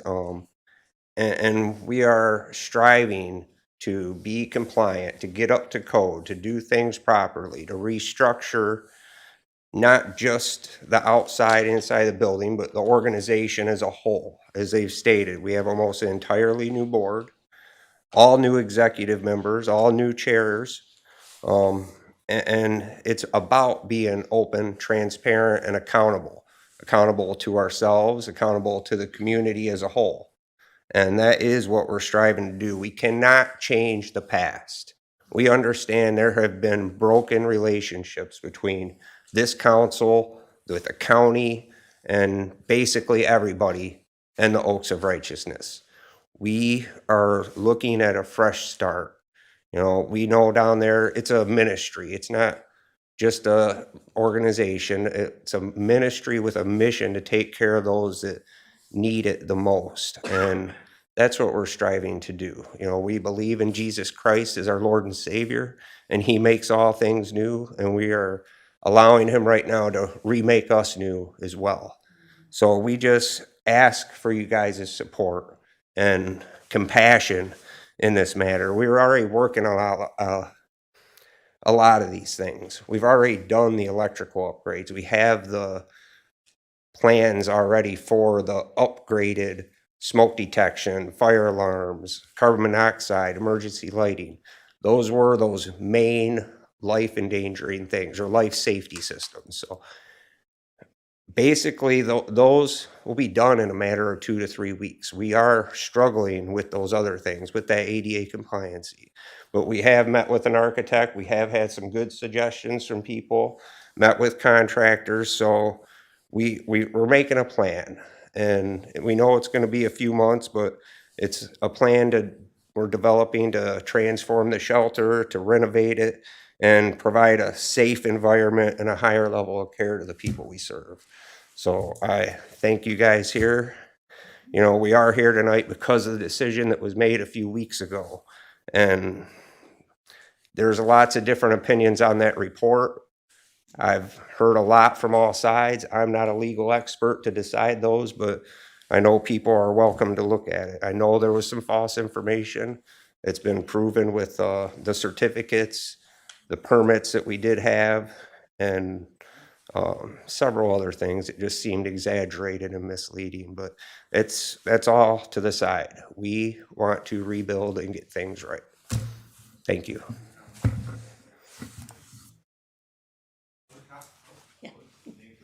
Hi, Amber Reed, 328 Crampton Drive. I just want to speak on the impact Oaks has had on our community and the difference I see every day because of them. I think we all wish homelessness didn't exist. Oaks, most of all, I'm sure wishes that. Unfortunately, that's not the reality. I've worked in the city, both downtown and on the east side, for over 20 years. I've noticed a huge difference since the day Oaks opened. We work with them all the time. I think I call them at least weekly to line up services for people, walk kids down to the shelter to get clothes, sometimes all kinds of things. They've helped so many people with shelter, food, job placements, addiction help, health services, and anything else. Yes, the city has other agencies and shelters, and they're great. Not at all putting anyone down. We just need more help. Oaks has left a big hole with them being closed.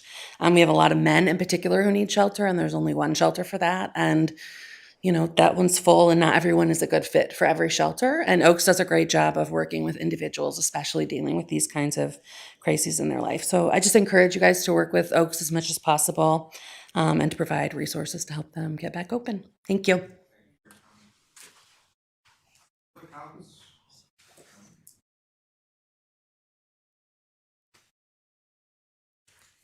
Hi, my name is Carlene Stiff, and I'm actually Hannah Trombley's Grammy.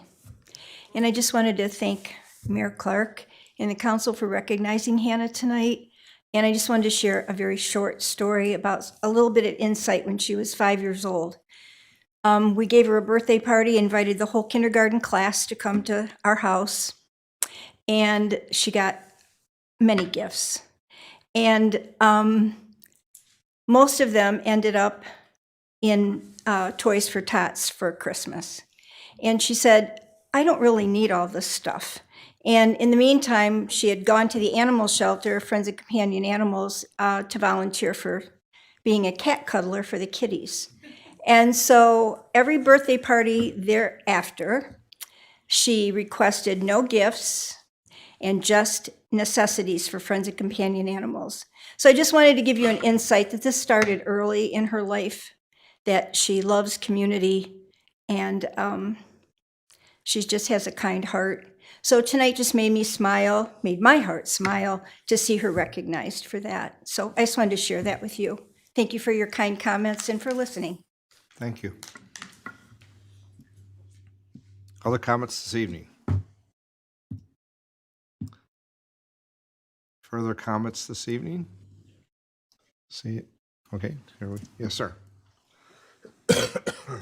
Hello. See, Cody Crutchfield, a Monroe County resident. I also want to echo the sentiments said tonight regarding Oaks of Righteousness. I do believe that was unfair and suspicious how it was shut down as it was, especially when many of the residents there had nowhere else to go. I believe that a lot more needs to be done in order to regain some of the trust that some people I feel have lost in the community over that. And see, I believe that a lot needs to be done in order to help rebuild the institution so it can better serve members of the community in need. I also want to speak out as well in favor of the state of Michigan reforms regarding zoning laws. I believe that approving those would help people, in particular those in the situation at Oaks, by helping with housing costs, as well as revisions needed to many buildings. I believe that and many other things should be done for the sake of other people in this community. Thank you. Thank you for your comments. Further comments here this evening? Further public comments? Seeing no further public comments, I guess the next is we still have items to do. So, Councilman Felder. Yes, Your Honor. I would make a motion that we go into closed executive session for the purpose of land acquisition and attorney-client privilege correspondence. Support. Motion by Councilman Felder, supported by Councilman Hayter to go into closed executive session for the items stated. Clerk, please call the roll. Yes. Yes. Yes. Yes. Gilbert? Yes. Yes. Mayor Clark. Yes. And thank you all for being here this evening in the comments. Go blue.